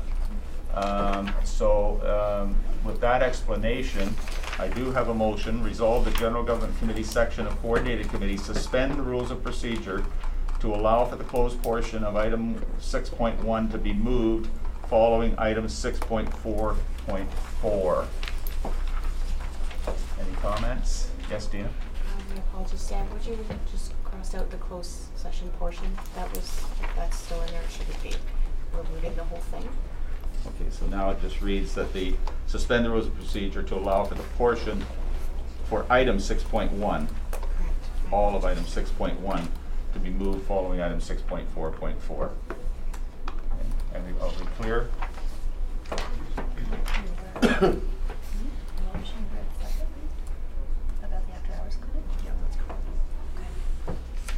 Thank you, Mr. Chair. Having heard the question, I'll call for the vote. Councillor Belanger. In favor? Deputy Mayor Bray. In favor? Councillor Foster. In favor. Councillor Kinney. In favor. Councillor Watson. In favor. Mayor Byfolchi. In favor? Chair Wells. In favor. Thank you. The motion carries on a vote of 7 in favor and 0 opposed. Now, we want to deal with your report now. No. Consent agenda. Into the consent agenda. Okay, so moving to our consent agenda. It's resolved that General Government Section of Coordinated Committee does hereby receive the January 10th, 2019 consent agenda, items 6.4.1 through to 6.4.3, and that the recommendations contained therein be adopted. Moved by Deputy Mayor Bray and seconded by Mayor Byfolchi. The CAO is going to just do a verbal statement with respect to the item on the after-hours clinic.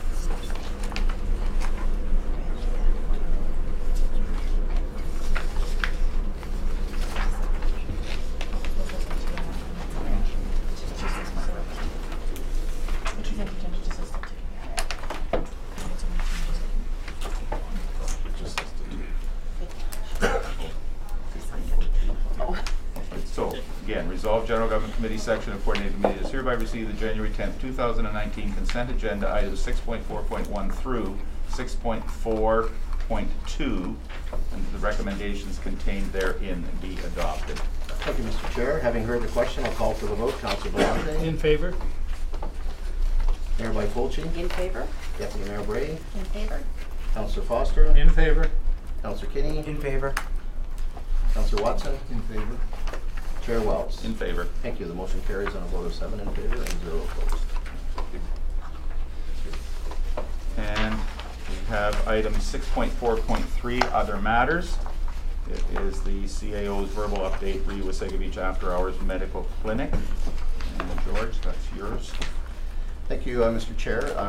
There was a report that was presented to Committee of the Whole on Tuesday dealing with the After Hours Medical Clinic. It was an update on the clinic for new members of council, but it also dealt with proposed expansion of the number of days that the clinic will be operating. Currently, it operates Mondays and Thursdays from 6 to 8 p.m. And our clinic coordinator, Sandy Thurston, advised that we've been able to recruit additional doctors and was proposing to open the clinic 2 additional days, which would be Wednesday and Saturday. So that was the first part of the presentation, dealing with the proposal. The second part was that there's been interest expressed by nurse practitioners in the area to also participate as part of the after-hours medical clinic, and discussions are being held with the nurse practitioners, and they're interested in filling the other 2 days that the clinic was to be operating, which would be Friday evenings and Sundays. So that would fill out the time for the pilot program that started in November and would go to next November. So it's a 1-year pilot, and there was excitement expressed about the opportunity to have the clinic operating for the full 6 days that it was intended to operate during the pilot. And it was explained to committee that their statistics are being kept on quite rigorous statistics, and it's shown that in the initial days that about 98% of the attendees to the clinic are Wasaga Beach residents, and a number of those are unattached patients. So there is a financial component to this money has already been budgeted in the town's budget. It's a carry forward into 2019. So the motion has been slightly amended from the motion that's in your package, basically to recommend to council that it approve the additional 2 days initially for the opening of the clinic, and then the further 2 days as the nurse practitioners come on board. Thank you, Mr. Chair. If there's any questions, I would be pleased to answer. Any questions for the CEO? Okay, seeing none, I'll read the question. It's moved by Deputy Mayor Bray and seconded by Mayor Bifolchi. Resolved that the General Government Section of Coordinated Committee receives the verbal update from the CAO pertaining to the Wasaga Beach After Hours Medical Clinic for information, and that the General Government Section of Coordinated Committee recommend to Council that it approve the After Hours Medical Clinic opening an additional 2 days initially, and further 2 days as a provision of medical services becomes available. Any questions? Seeing none, that's all the question. Thank you, Mr. Chair. Having heard the question, I'll call for the vote. Councillor Belanger. In favor? Mayor Bifolchi. In favor? Deputy Mayor Bray. In favor?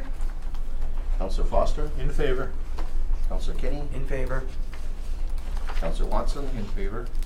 Chair Wells. In favor. Thank you. The motion carries on a vote of 7 in favor and 0 opposed. Okay. Date of our next meeting is February the 7th, just for your information. And we are now going to move to item 6.1. Peter, if you and your other presenters would like to come forward, perhaps we can just bring one of those extra chairs forward with one of you there.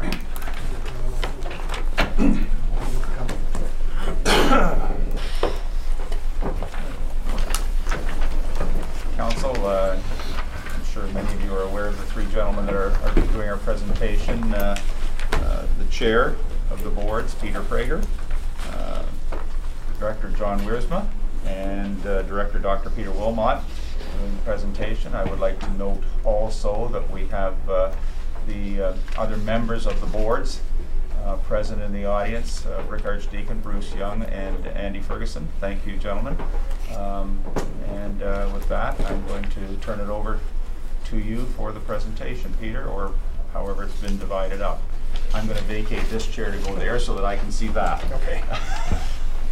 Thank you, Mr. Chair, and thank you, members of council and the mayor, for the invitation for us to provide the context of why we made a decision to hire a CEO. The chair has already acknowledged that other people in the room here are part of the board, so we thank them for coming there. And we'll dive right into the presentation. Hopefully I'll hit the right keys here to go forward. There, okay. The agenda, I think, is pretty straightforward. We're looking at the corporate structure, giving you some background, talk a little bit about the direction given by council, talk about the rationale, and come up with a conclusion. So we'll go through that, and between John and Peter and myself, we'll split this presentation up a little bit. I just wanted to go into a bit of a refresher as to what the corporate structure is, as I think most of you are aware of this anyway. The town of Wasaga Beach is a sole shareholder. There is a holding company called Geosands. There are subsidiary companies, a regulated company, which is Wasaga Distribution, a non-regulated company, which is Wasaga Resources, and they have a working relationship together through a master services agreement, which is negotiated between the two companies. And there's also another company off to the side called Wasaga Genco, which was established many years ago and doesn't actually have any activity going on with it. The purpose of establishing WRSI, which is Wasaga Resources, was to support not only just the distribution company, but also to support any other activities that the company should get involved in. This has never really been fulfilled. In fact, 88% of the revenue that Wasaga Resources gets is directly from Wasaga Distribution. But it is a corporate structure that is in place for other opportunities. Going to the next slide, on slide 4, just to go over very briefly the background. As we all know, over the past 1 to 2 years, there's been a lot of public debate about the future of the utility. We're glad that a decision has been made, and we support it wholeheartedly. And there's an ongoing commitment to the future success of the organization. And we're excited to look at the opportunity for looking at not only just new revenue opportunities, but I would dare to say more profitability. A lot of the times you can get more revenues, but you don't increase your profitability of the organization. Looking at the third bullet though, and it's in small print up there, but I'm sure you can read it. In order to execute this type of direction, there's a number of needs. And the needs are the desire to have a fully supported strategic and business plan. We have a strategic plan for 2 of the companies, but it's really motherhood and apple pie statement. In fact, when the creation of those strategic plan came out, there was not any input from the public, there was not any input from the shareholder or the community. And it is I would call it shelfware. It was done because there was a requirement to have a strategic plan submitted to the Ontario Energy Board at a particular time. So it's important that a proper strategic plan is done, followed by a business plan, and Dr. Wilman will talk about strategic planning in a moment. Also, it's really important that we have the ability to implement this. It is something that, as I think all council members agree, that the town wishes to grow, and we wish to support the town in their growth and how we can help with that. But we have to have the ability to implement that. So it's a really important factor to consider. We also need to improve communications. I think over the past a number of years, we have not communicated what the hydro company is all about. It's a very complex industry, as some of you may be aware of, but we need to communicate that. And I think it's incumbent upon us as a utility to work with council to help share that knowledge and take input and have them understand as to what the complexities are all about. The last bullet there talks about potential opportunities that may have been missed because we didn't have a roadmap and we didn't have a sense of vision. As most of you know, there's been a lot of mergers, acquisitions taking place around the province. Newmarket bought Tay Utilities many years ago. Newmarket recently bought Midland, and there's some other activities that have been taking place. One would question, should we as a utility, through council's direction, thank you, notice I'm getting dry already, through council's concurrence, had an opportunity to go down that path? Maybe yes, maybe no. But because there was a lack of vision and a lack of strategic direction, we decided, right or wrong, not to embark upon those opportunities. Excuse me. Over the years, our board has operated at an operational level and didn't embark on any specific strategic or new revenue initiatives. It's important that there's a recognition that other utilities, they have a board that is a governance board, and they don't micromanage the daily activities. And it's important that we need to go along with the other utilities, very similar, to evolve as a business enterprise and not operate as an operational board. And more importantly, we've been operating for over many years as the status quo. We come in, the staff does an excellent job, they provide dividend to the town, but we don't grow. And you see later on as we get into some slides, I can give you a comparison about a real life situation. Industry best practices and the Ontario Energy Boards have adopted the concepts that boards should be performing a governance role. And there's ownership of the strategic plan, oversight of the strategic plan, and not necessarily perform in an operational role. In fact, there was a report that came out in December of this past year that talks a lot about the Ontario Energy Board and talks about governance and what boards should and should not do.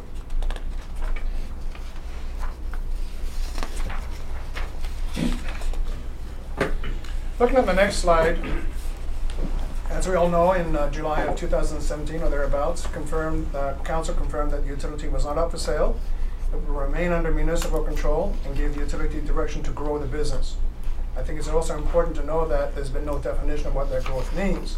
And our board has a vision as to what that growth could mean, and we're in the process of determining that. It doesn't necessarily mean just revenue growth, it means profitability. It doesn't necessarily just mean rate-based growth. But there's a cloud around what growth means. Along with that, and in looking at the planning for this direction, we explored our capacity to fulfill the direction given.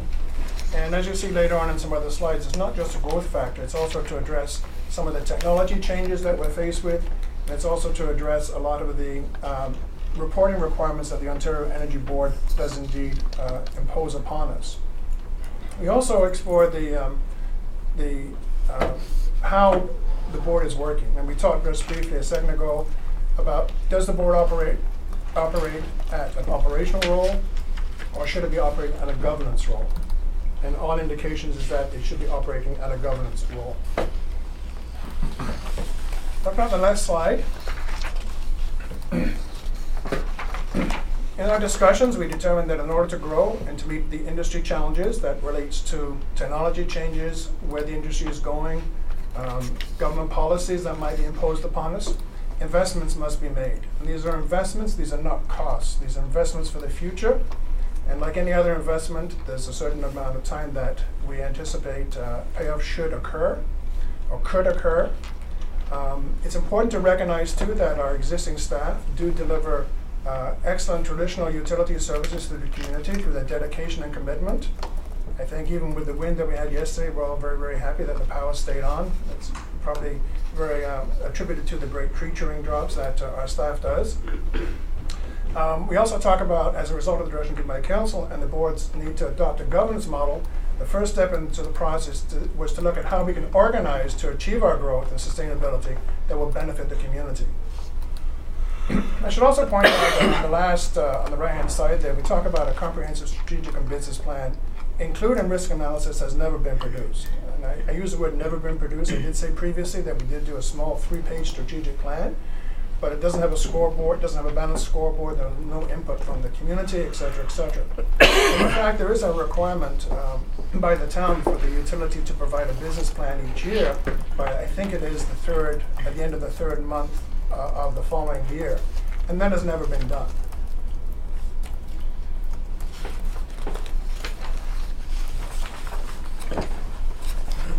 When we look at the companies that we have, without getting too involved in the specifics, but when you look at the holding company, which is Geosands, again, a strategic plan should be done and a business plan. And from that, for the other two companies, their respective strategic and business plans needs to be created.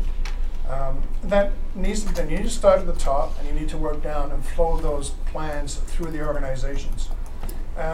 The board has determined that additional essential skill sets are required in order to move the utility forward and deal with the changes in the industry and adapt to the external environment.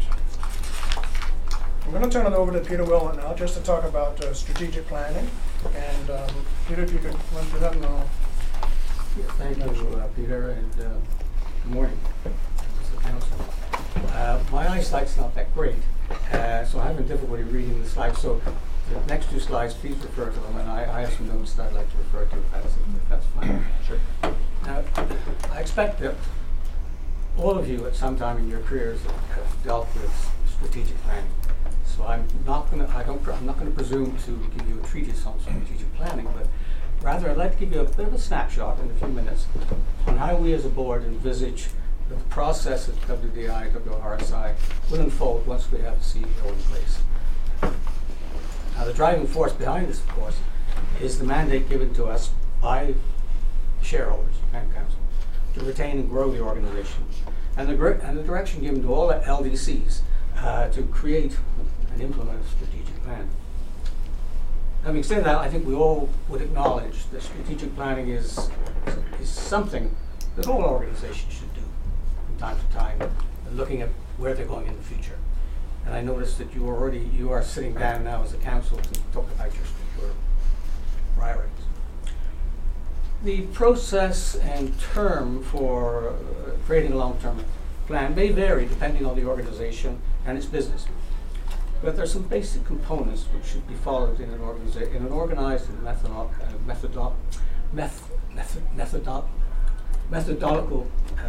fashion.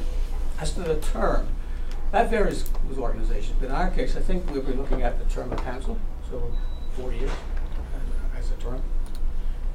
Where do we start? Well, first of all, we start with a situational analysis. We're looking at conducting an environmental scan, if you will, which will look at both internal and external environments and exploring the organization's strengths and weaknesses, but at the same time identifying opportunities and threats which you may face. We start to engage the stakeholders. Peter's talked about the fact that we haven't done a good job on that. And they're all, there are a broad range of stakeholders that we will be trying to identify. Shareholders, yourselves, community, both businesses, residents, and so on, and our staff. There are maybe others which we identify as the process goes forward. That stakeholder engagement, the engagement strategies vary depending on, to some extent, the interest and influence that the stakeholders might have. So it could range from face-to-face meetings. It could be surveys. It could be the written word, just sending out information to people and getting the feedback. And as I say, to give you an example, if we're talking about influence and interest for our shareholders who have high interest and high influence, we want to meet with you on a regular basis as this goes along, face-to-face, so that you know what's happening. And the other extreme, where you have a group that may have very low interest and low influence, we may simply want to give them information and ask them the feedback, and everywhere in between. Initially, as we move along, we will be considering the organization's mission, vision, and value statements, and its strategic priorities. The priorities, Peter's talked about a balanced scorecard. Some of you may be familiar with that concept in strategic planning. But these priorities should reflect a balanced view of the corporation and not simply focus on financial performance, which many organizations in the past have focused on. So naturally, as the Chairman has mentioned, we will be talking about growth as one of our priorities, but there may be others that we want to take a look at, such as risk management, organization capacity, customer relations. I wouldn't want to prejudge what that might be, but that gives you some sense that as we go along, our strategic priorities reflect that broad, balanced view of the organization. Now, all of these priorities are interconnected. I mean, you can't talk about growth, for instance, without talking about financial performance, risk management. So they're all interconnected. Once these strategic priorities are in place, we start to look at strategic objectives and associated indicators of success at a fairly high level. We search for outcome objectives as far as we can. When I say outcome objectives, I'm talking about objectives which would indicate some form of change, whether it's increasing something, reducing something, and so on. I think we're on the next slide. Yeah. I mentioned outcome, but in some cases, process. We shouldn't dismiss process objectives. And here's where we start to drill down. We talked about business plans. Here's where we start to drill down and identify business. I use the term business operational plans interchangeably for each of the years that the strategic plan covers.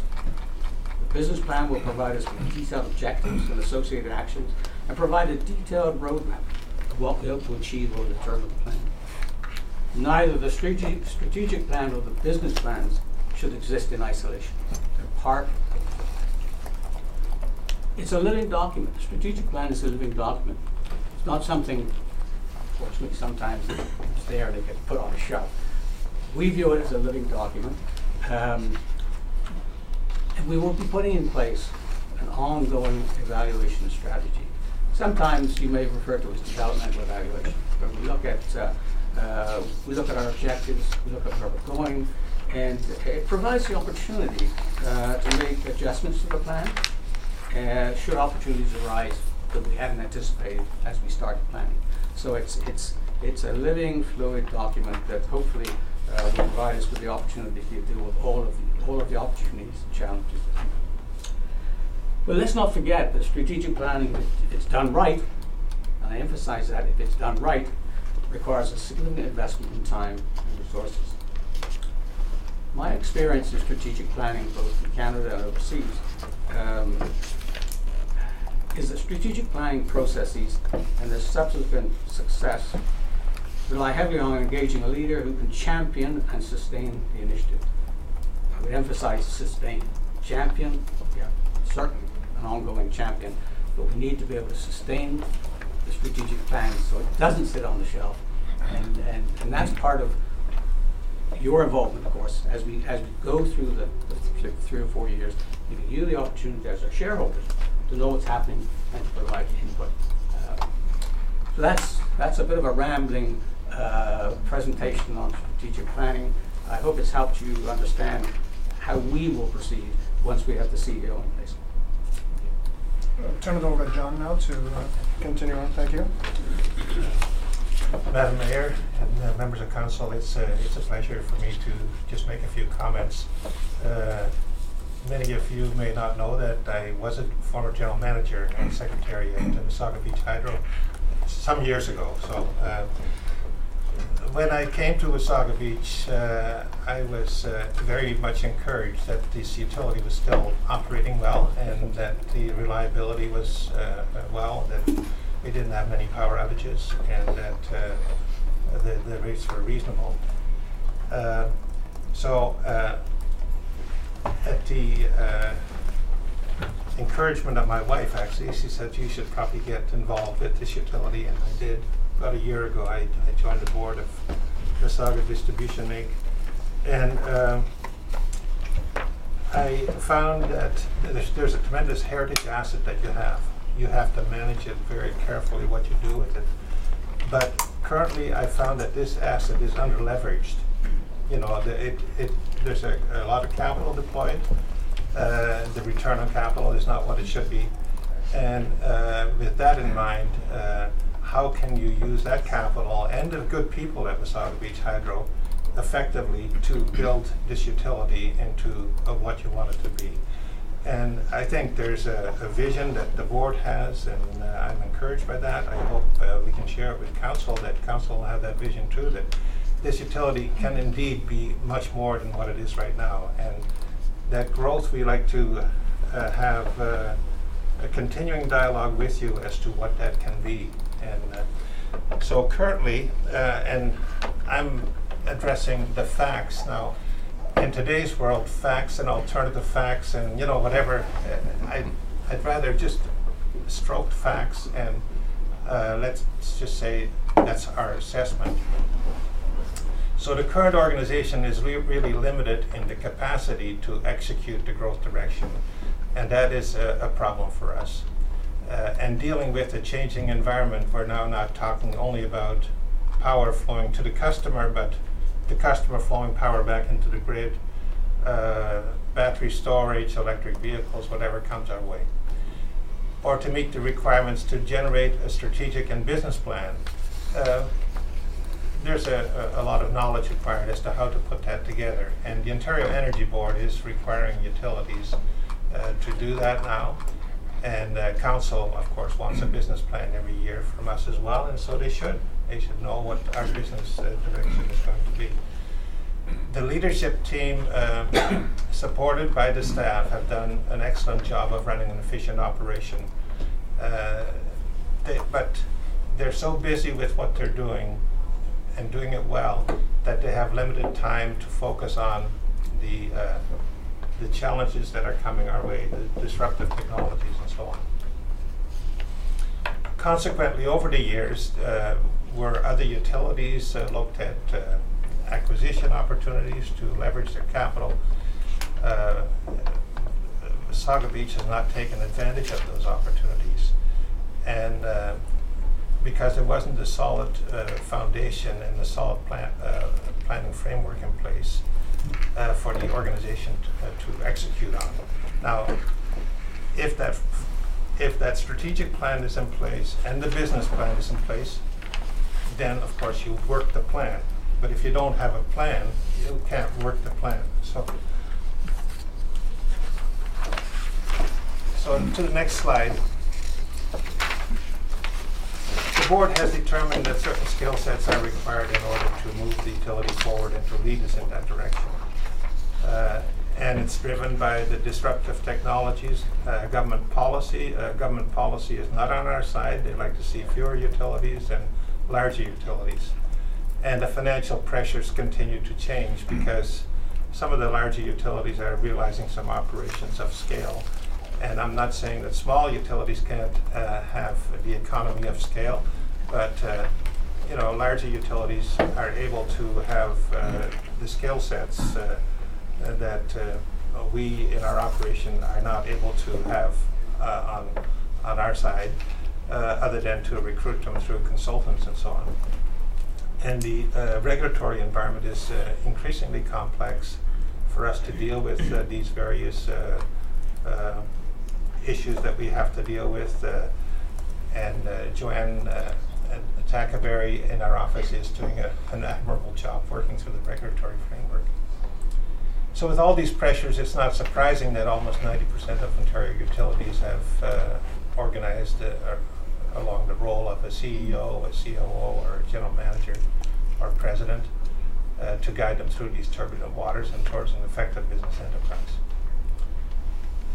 And successful energy enterprises have grown as a result of a vision and a robust strategic plan, as I said before, developed by the CEO and supported by the board and the shareholders. And I would add to that the community as well, because the community does get engaged, and it did get engaged in this sort of discussion.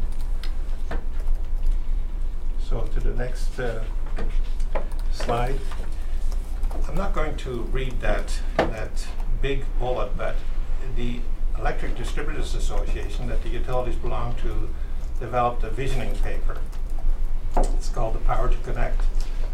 For those who are interested, I'm sure we can provide a copy to you. But it really talks about the landscape of the future for the utility business. It talks about clean energy, decentralized energy. We see solar panels already, we'll see more of it. Battery systems, intelligent systems. When you put so many different components on a system, you can't manage it anymore the way you used to before. You need system automation to do that and computerization. And that's the environment that we're going to be working in. Very technically challenging,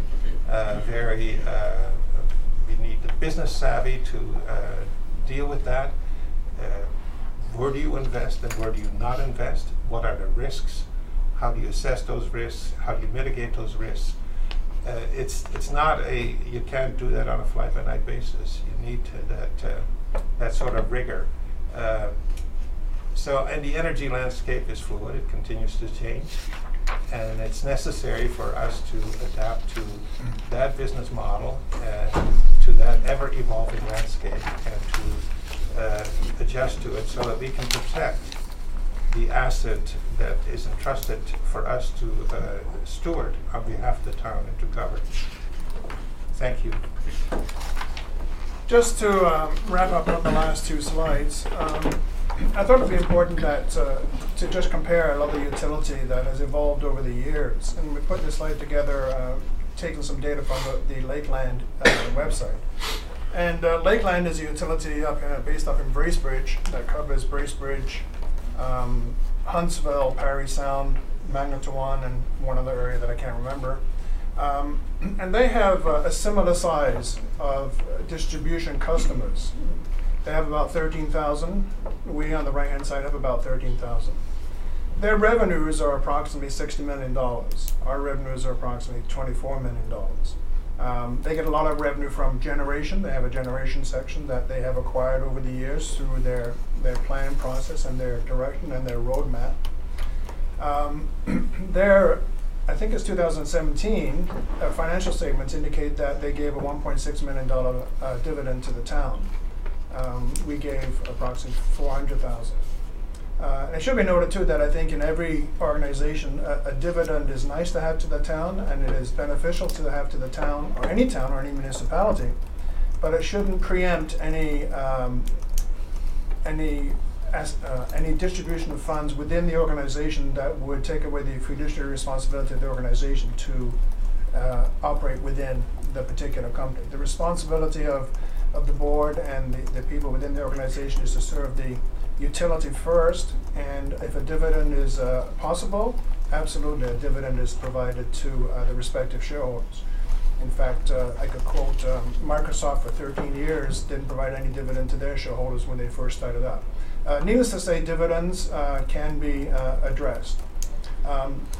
They have approximately 3 subsidiaries: Lakeland Power, Lakeland Energy Networks, and Priestbridge Generation. The Lakeland Power is very similar to our Wasaga distribution. The Lakeland Energy's Networks is resources. They actually have about 2,000 customers that are operating on a fiber optic internet service that they have done through their equivalent of our Wasaga resources.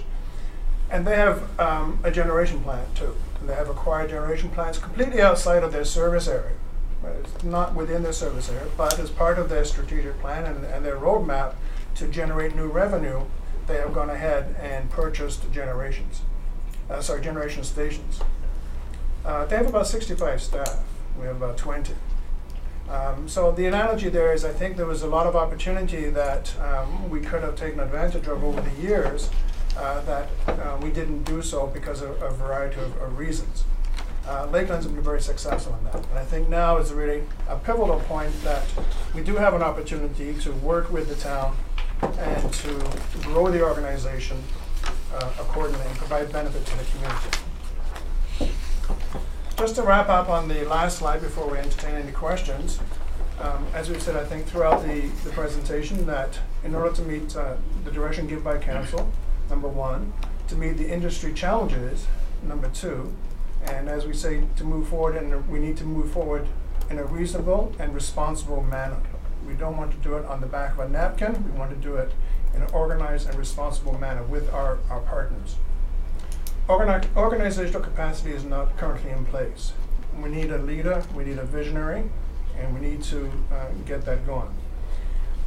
Some people might talk about the expense of a position like a CEO is an expense, but we believe that it's an investment that's needed to foster growth, opportunities, and meet the challenges that we face, such as disruptive technologies, and also some of the requirements that are needed to be filed with the Ontario Energy Board.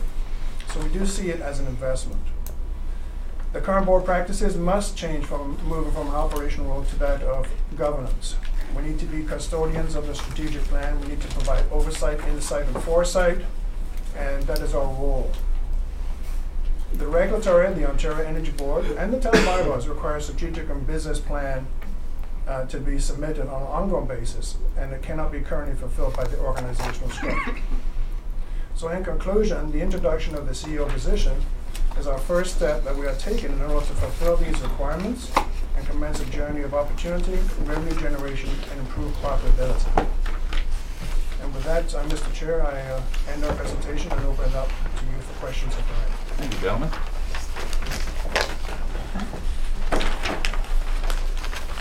Do you have any questions? Joe? Yes, thank you, Chair. I have a few. One, I think for the benefit of the new council and also for the benefit of the public that watches the streaming and everything else, I'm wondering if we could just spend a couple of minutes and talk about the experience of the board, because you're making recommendations, but I'm assuming there's significant experience. So I would suggest if each of you could just give us a very brief synopsis of your experience within the category and within the board, that would be very helpful. And I have a couple of other questions after that. Okay, before I ask you to go through that, I'm going to give that to the mayor. Yeah. Thank you. As the new council rep sitting on the board, I just wanted to say thank you to all of you for being here. I did request that they come forward to explain to council, and I use the term justify, why a CAO or CEO is required. I believe that we have actually had presentations and things in the past about their backgrounds and things like that. I think today myself, I know I have to leave in less than an hour, but I think we need to stick to the justification for this. Everybody on the board has a lot of experience and things that they bring to the table with them, but I think we need to be focusing on the presentation, the issues here, and get answers on that. No one is doubting the experience here. Well, there's, through the chair, there's some new members that to the board that hadn't. I'm not asking for a half hour here. You know, maybe a couple of minutes or. Okay, I'll allow it 20 seconds or less, each of you. If I could, Mr. Chair, as it relates specifically to the energy sector. If I could offer an alternative, we do have about 5 or 6 bullets that is in a document of each of us that we can circulate to the members of council should they wish, so that you can reflect on that, so that it gives you the answer to your question, as opposed to taking up time here to deal with it. I'll be more than happy to. I appreciate that. That was part of the, actually that was contained in the presentation that was made last spring to the full council. I recall seeing that document, so thank you. If you want to recirculate that, that would be great. Thank you. You had another question, Joe? Yeah, it's actually a couple more. One I think you can answer, and the other you might have to come back to. When we calculate our return on investment, do we evaluate on book value of assets, or do we evaluate on current value of assets? I would have to get back to you on that particular question. Because as you know, in recent years, an EVA model is yeah, I think we can definitely get back to you on that particular question through our Director of Finance. Again, how it affects our discussion surrounding the position of the CEO, but we'd be more than happy to answer that separately. The last question, and you may have to get back to me on too, is that obviously we don't have generation, so when we compared the profitability of Lakeland to ourselves, that could have an impact. But I was interested in the profitability of Lakeland Energy Networks versus Wasaga Resource, what that profitability number might be. Again, I think if I could respond through the chair on that, we got the information that we had presented through their website. They have filed their detailed financial statements on their website, and we would have to go back into their website to compare apples to apples. I think the point that we're trying to make here is that when we look at profitability on how we determine that they have a particular roadmap to go down. They have a strategic plan. They have a vision to go down. Whether the profitability is higher or lower, I'm not sure of the relevance of that, because we're not really comparing apples to apples. What we're trying to do here is that they have a good leader as a CEO there, and the leader has been there for quite a while. That leader has a vision and has shared that vision with their council and their shareholders, and their council and shareholders have blessed them to go ahead and deliver that particular vision. We have not had that opportunity to do that. So that's why the comparison there wasn't hardcore numbers in the context of hardcore numbers. It was a context of structure.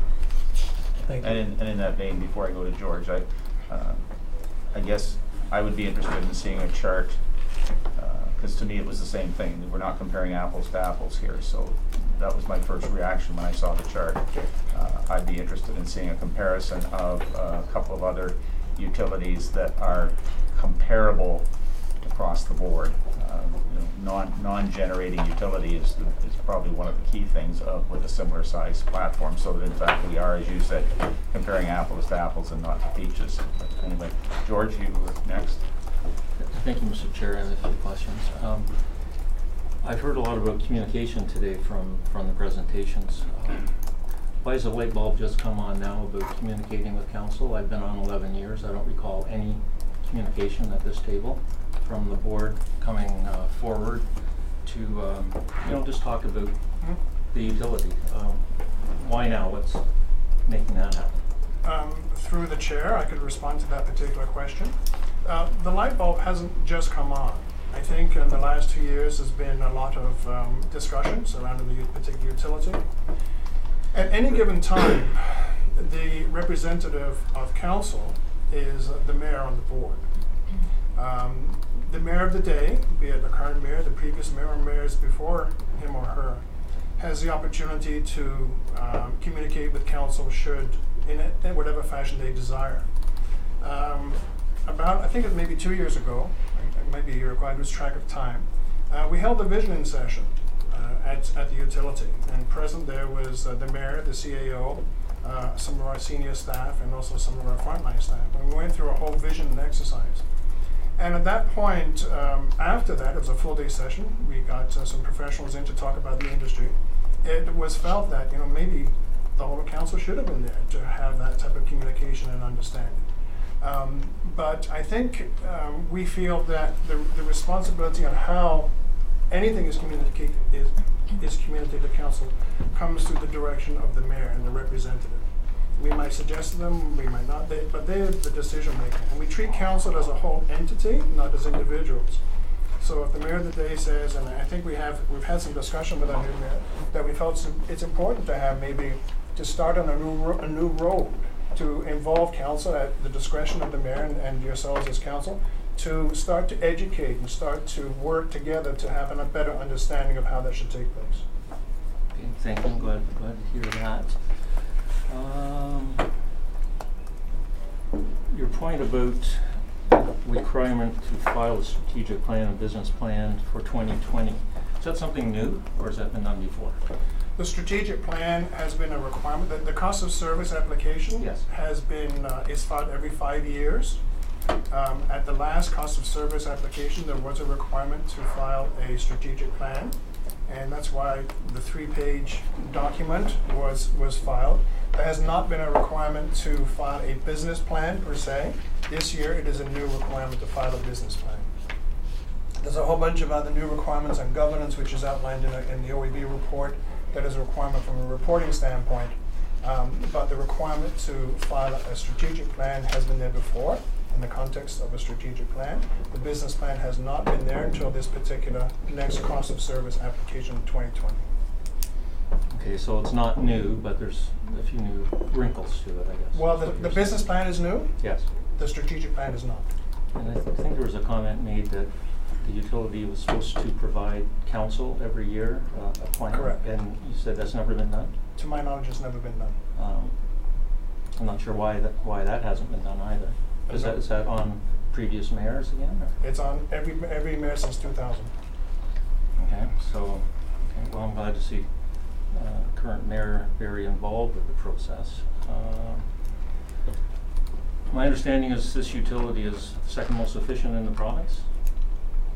Through the PEG report, that is correct.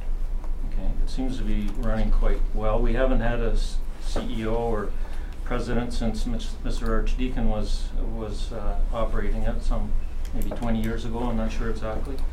You've got a lot of experience with the people that have been running it, probably over 70 years, 80 years, I'm not sure exactly. Have they been asked to participate in a lot of this stuff? We have a second most efficient utility.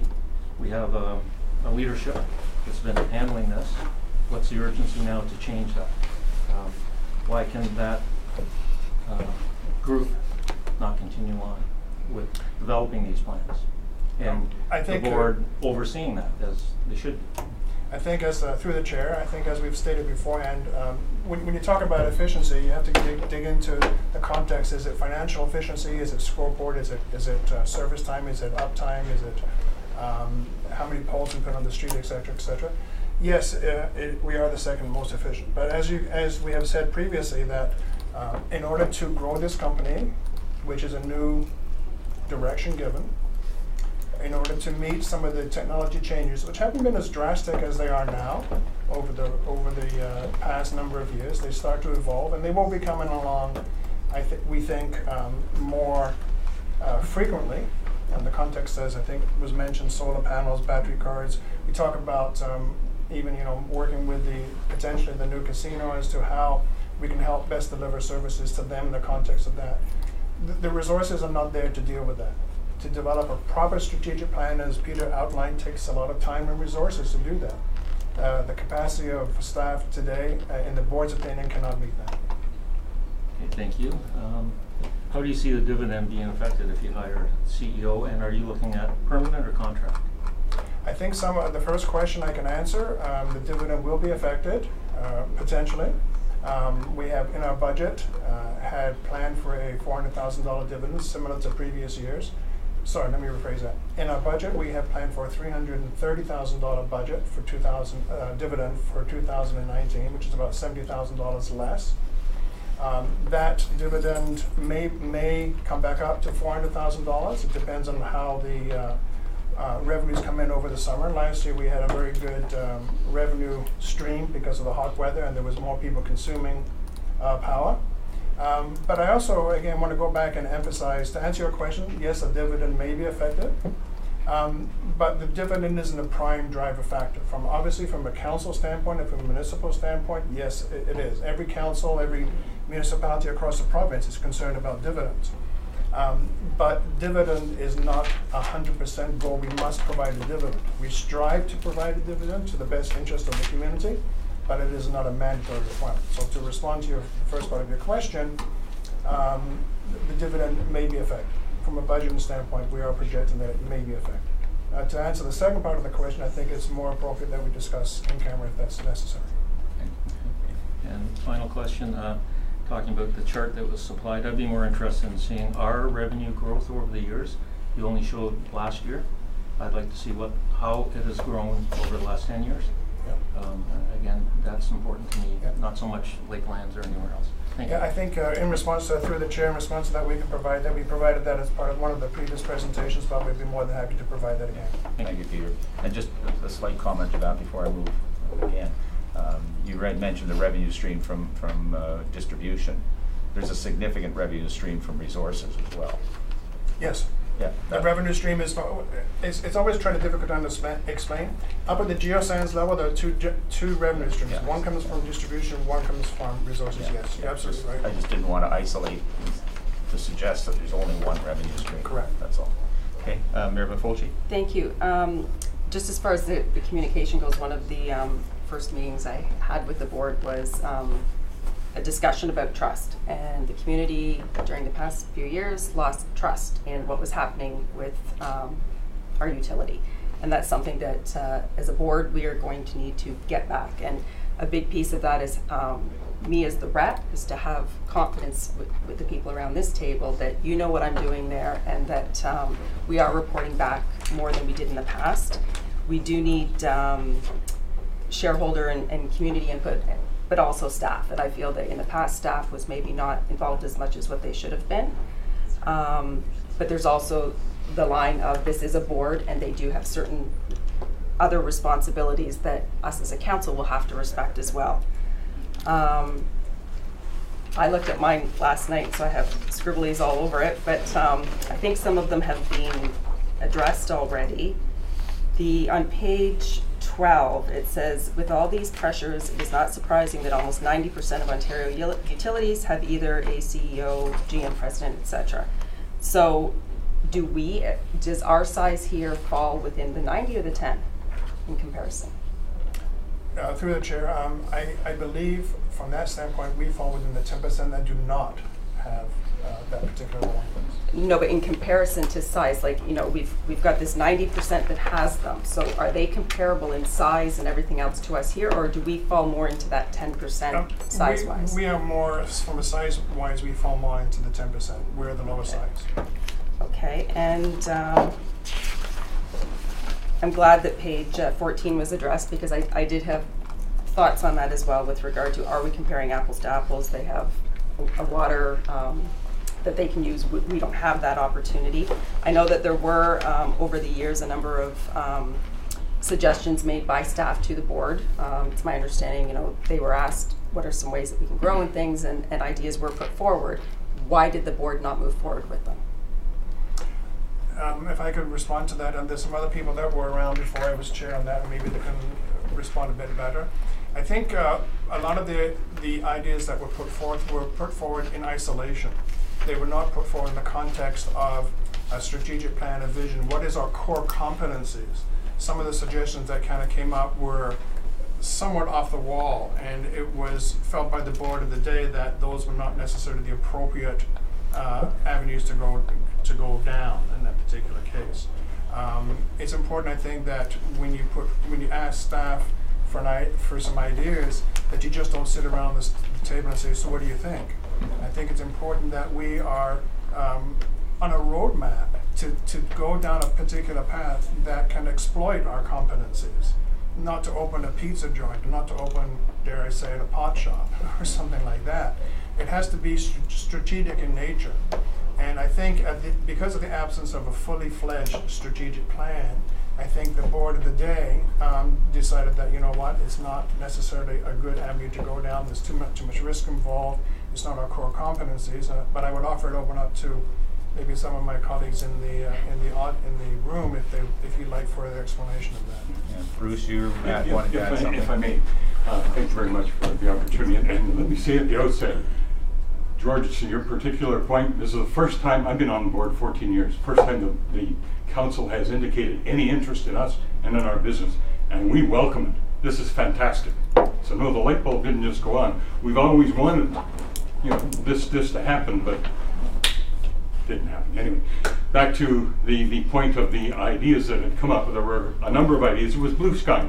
And blue sky requires people to come up with ideas that are off the wall. And yes, they did. Some of them were off the wall. But one was really, really good, and still is a viable opportunity. And we'd love to pursue it. But the problem we have is, who's going to do it? We're here 2 days or 2 hours a month. We're the board. We're not supposed to be operational. We're supposed to be governance. We're supposed to be overseeing the operation, not doing stuff. The 3 department heads, they're fantastic. They're doing a grand job just working their tails off, but every one of them is working their tails off. We need a George. We need a George Madaboncourt. That's what we need to make that happen. He's taken. Hands off him, Bruce. Hands off. That turned bad. Do you have any spare time, George? Not right now, no. Thank you. I just have David. I just have one more question, if I Sorry. could just wrap that up. So that kind of rolls into my final question that I think the public want to know and that around the table wants to know. And just so that the public understands, because this is a board, they do not require, even though we are the shareholders, they do not require council to approve them hiring a CEO. They can do this on their own. But we're really hoping that together we can be working together, moving forward, and gaining that trust back and all of those things. But what I think people really want to know is, we have these other departments that have been running really well. They, why would they need a CEO? Why would we not just hire someone to do a strategic plan and provide the ways that we're going, suggestions as to how we can grow, do the research for that, do that, and bring that forward? Why would we hire a CEO? Peter might have some comments on that and some others, but the work that is needed to be done, it's not a caretaker role. It's a leader and a visionary type of role. You don't just, in my opinion, and I think in the board's opinion, you just don't hire a consultant to come in and do a strategic plan and then go away and look for your organizational capacity to execute it. I think Peter alluded to the fact that it's a living and breathing document. Staff has been, we've had lots of discussions with staff. And I would comment, by the way, on Mayor Belfocci's comment about working together. She's absolutely right. We did not need to come, we do not need council's approval to do this. But in the spirit of new council, we felt, along with the mayor, that we need to work better together as an organization. And we're more than happy to come here at the mayor's request, as a number of times, to work through understanding and get the communication up. We're more than happy to do that, and we will continue to do that. That's our pledge. But that type of work, you just don't have somebody come in. You have to have somebody lead, deliver, and one of the bullets that I talked about, being able to implement what's there. It's not, I think we feel somewhat disillusioned that maybe 3 or 4 years ago, or 5 years ago, whatever it was, when we filed a cost of service application, that the 3-page strategic plan was not really a strategic plan. It was, dare I say, more lip service for the OEB. And in all honesty, I'm quite surprised that the OEB didn't take us to task on that's not a strategic plan. That's just, it is what we understand what you're doing. So I think it's felt that, you know, with the amount of work that those people do very well with the day-to-day operations and organization, they should continue. I don't know, Peter, you'd like to add any more comment on? I'd just like to comment on 3 years, Mr. Chair. Of course, I'm not as formal as some. If I'm allowing you to answer, you don't need to necessarily go through me. I'll interrupt if I think you're overstepping, so. I'm sure you will. Yes, you can hire a consultant, if you can get a consultant who knows the business. The problem is you get the consultant, you've got the plan. At the end of the day, we'll be back to the table to say, we now need a CEO to implement the strategic plan. And what happens sometimes is there's no commitment to that plan. It's done by somebody else. And so that's the risk, that you have a plan, and because there's not a commitment, because there's not a clear understanding of what it all means, then it goes on the shelf. And I can almost guarantee you that's the chances of that happening are very high. If I may add, Mr. Chair, if I may add to Peter's comment, without having the need to go into in camera, we have had discussions with existing staff about this whole process. They're not in total isolation. And it was felt that the capacity within the organization, even within the feedback from the staff, was not there. Just, if I may, a couple of other, sorry, Peter, go ahead. I just want to emphasize this is an applied research project. So you need somebody who's doing it needs to have some research skills. And the staff we have, they do a super job. They do what they do. They know what they do, but they're not research. Just before I move to David, just a question based on Peter's responses, and I appreciate that response. The difference between knowing what you're saying the objectives are and the roles, the difference between hiring a CEO, who therefore now, in my view, is, for want of a better phrase, one step above the other 3 directors. So now you've created a reporting stream from those 3 directors to the CEO, who in my view then probably then reports to you. The 3 directors no longer report to the board. The CEO reports to the board. The board has no interaction with the 3 directors. They have only interaction with the CEO, to the most part. For the most part, their direction is to work through the CEO. The CEO works with. That's the kind of organizational structure I was raised in. I worked in a system with a director of education and a whole bunch of trustees and a whole bunch of staff. I worked through the director to the other staff. But why a CEO as opposed to a, for want of a better phrase, an equal partner to the already 3-level administration, an economic and business development officer? I'm just making that title up out of the top of my head. It may have different connotations. But again, it's somebody that's there permanently, but they have a specific role working in collaboration with the 3 existing directors, as opposed to creating a hierarchy. Just a thought I was having as we were talking. Sure, if I could respond to that, I'll give you my opinion on that. That is one option, absolutely. And it was an option that was considered as we went through deliberations about how we structure the capacity for that particular organization.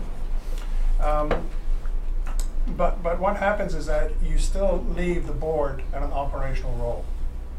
The board should not be left at an operational role. They need to govern the strategic plan. The day-to-day you have 4, you don't have very many organizations that you have 4 staff members reporting to a board. I'm on the board of health for North Simcoe Muskoka. Peter's on the board too. And at the meetings that we have at the health board, staff is there, is present. Staff presents their report. The CEO there and just facilitates, for lack of another word, staff report.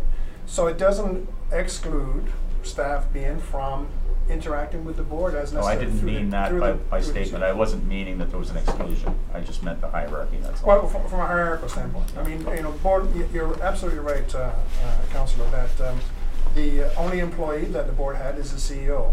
The CEO has responsibility for all of the staff through the directors.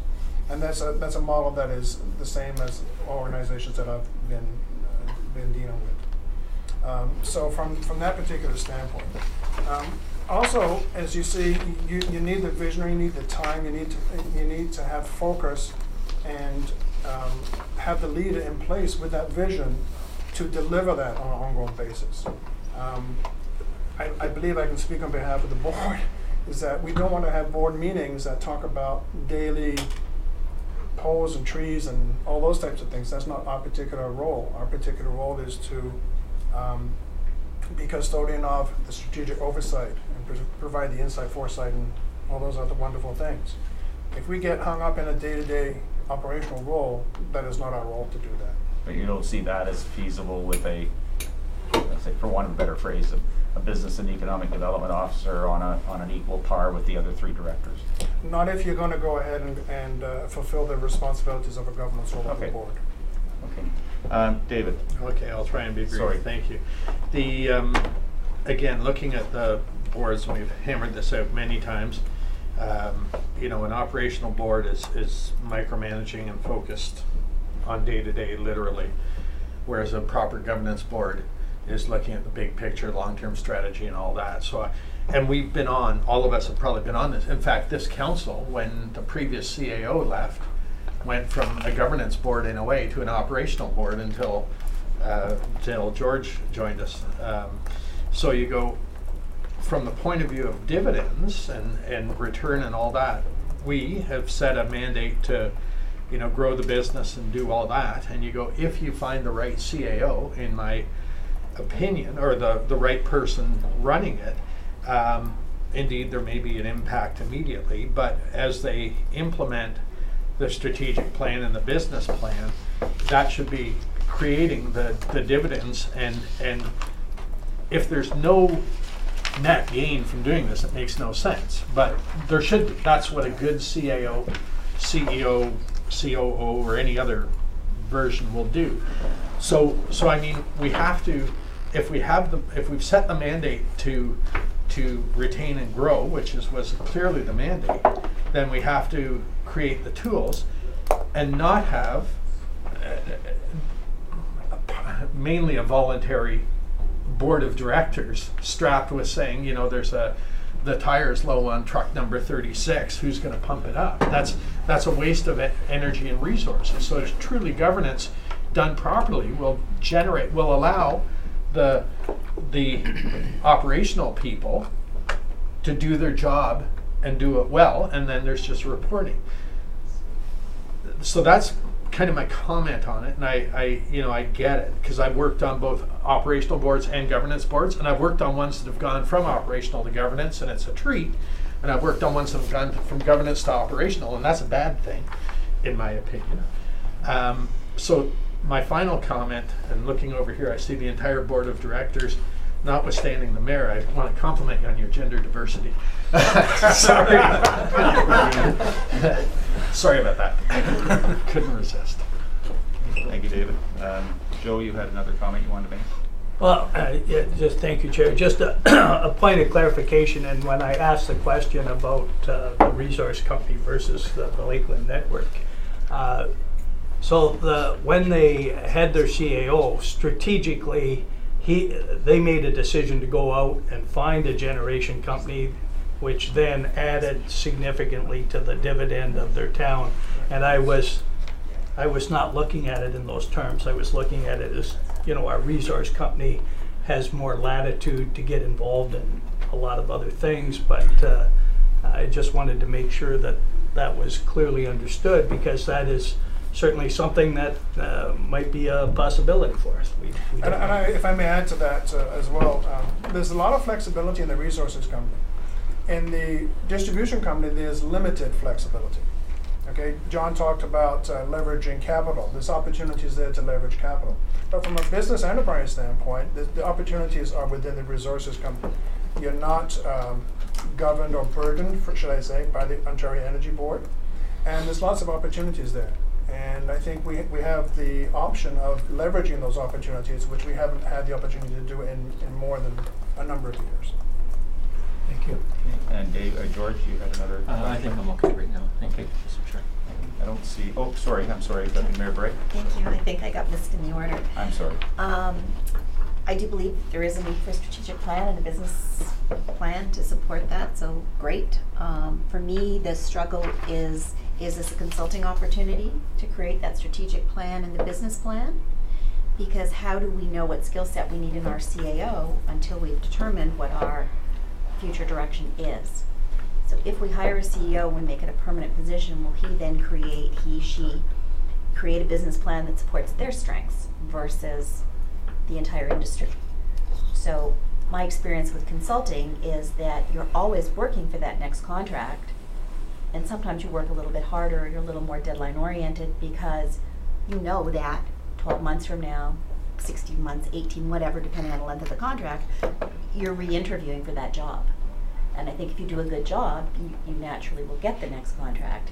But because it's such a new direction, I just hesitate to hire somebody to create that first strategic plan and that first business plan, because I think we might be limited by the scope of that person that we hire. May I respond to that? Over the last year, we have worked with an external consulting firm.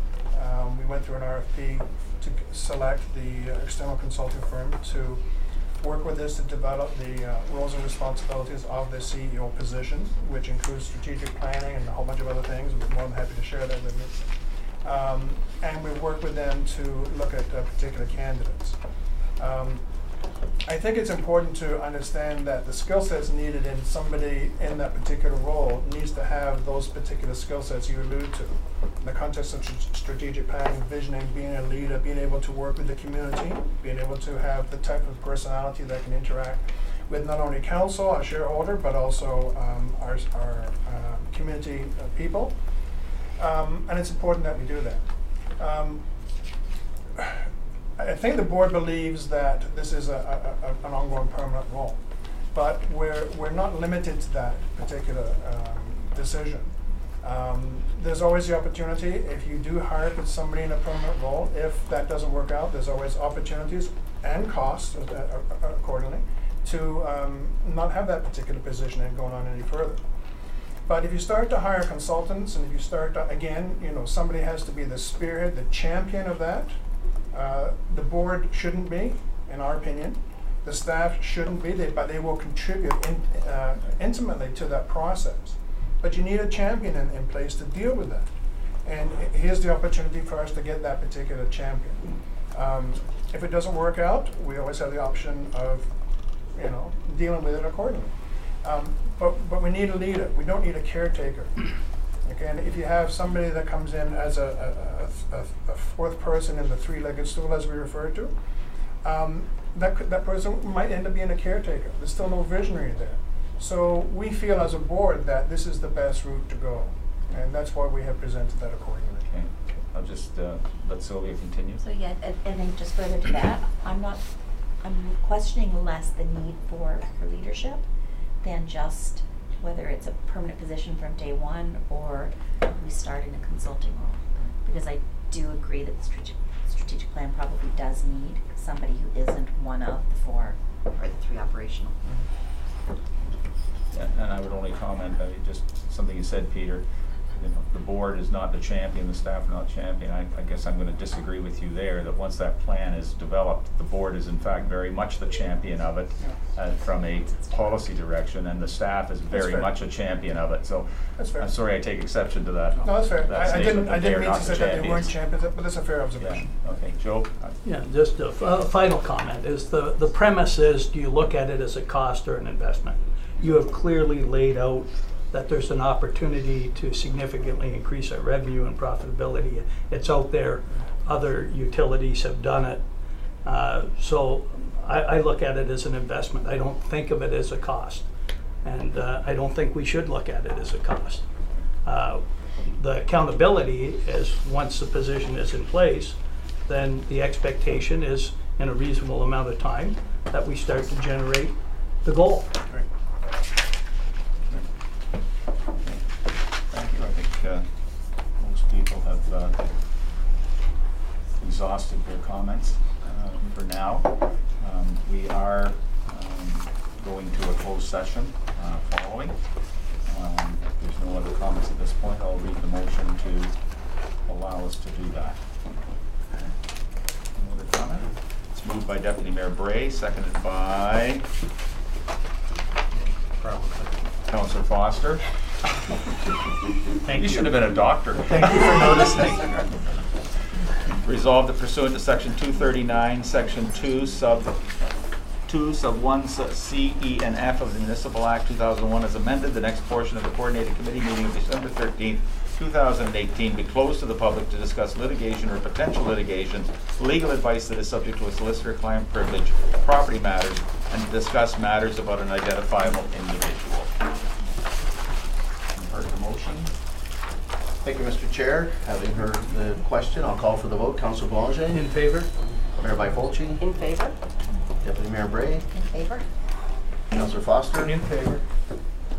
Councillor Kinney? In favor. Councillor Watson? In favor. Chair Wells? In favor. Thank you. The motion carries on a vote of 7 in favor and 0 opposed. Mr. Chair, may I seek clarification? Are we part of that in-camera, or is this your description of the in-camera session? I'm sorry. Confused me. As far as I'm understood, it's the board that is part of the board, just the presenters. There's two No, components. I mean the Sorry. board as such, but you talked about legalities and some other stuff which I didn't quite capture, so I wasn't just need sure. clarification then. We have two items. We have 2 items Oh, on I'm this. sorry. So the first item will be the matter pertaining to the board. Okay, Right, okay. sorry. And Don't and sweat all it. of the board is, and the board as well, all members of the board, Yes. not just the presenters. I'm going to ask if they feel comfortable to stay for that section.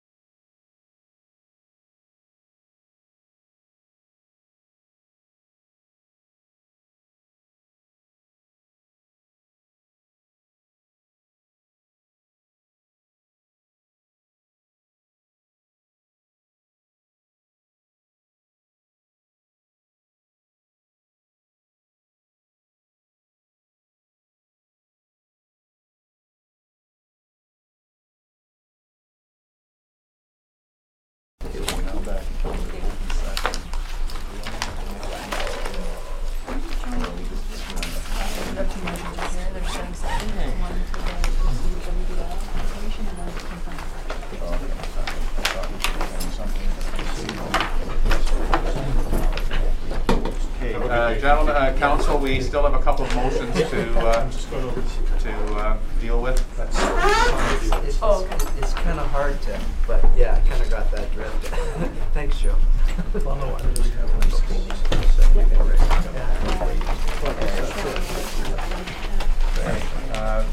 Council, we have a couple motions here to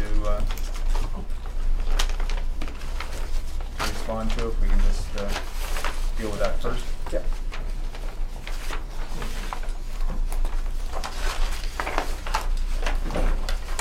First motion is from Councillor Kinney, seconded by Councillor Belanger. Resolved that the General Government section of Coordinated Committee received the presentation from Wasaga Resource Services Incorporated for information. Thank you, Mr. Chair. Councillor Belanger. In favor? Deputy Mayor Bray. In favor? Councillor Foster. In favor. Councillor Kinney. In favor?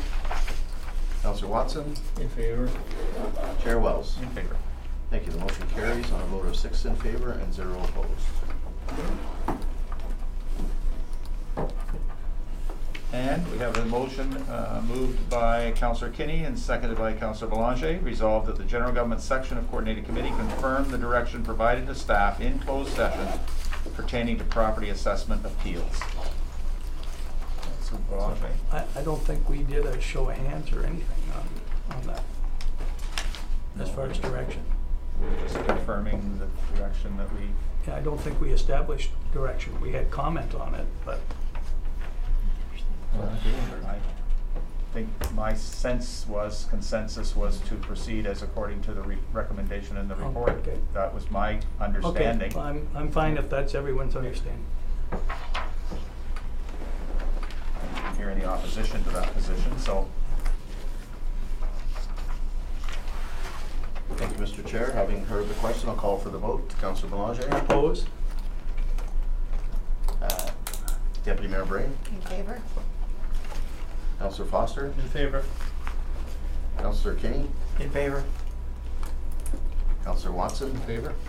Chair Wells. In favor. Thank you. The motion carries on a vote of 5 in favor and 1 opposed. And we are adjourned.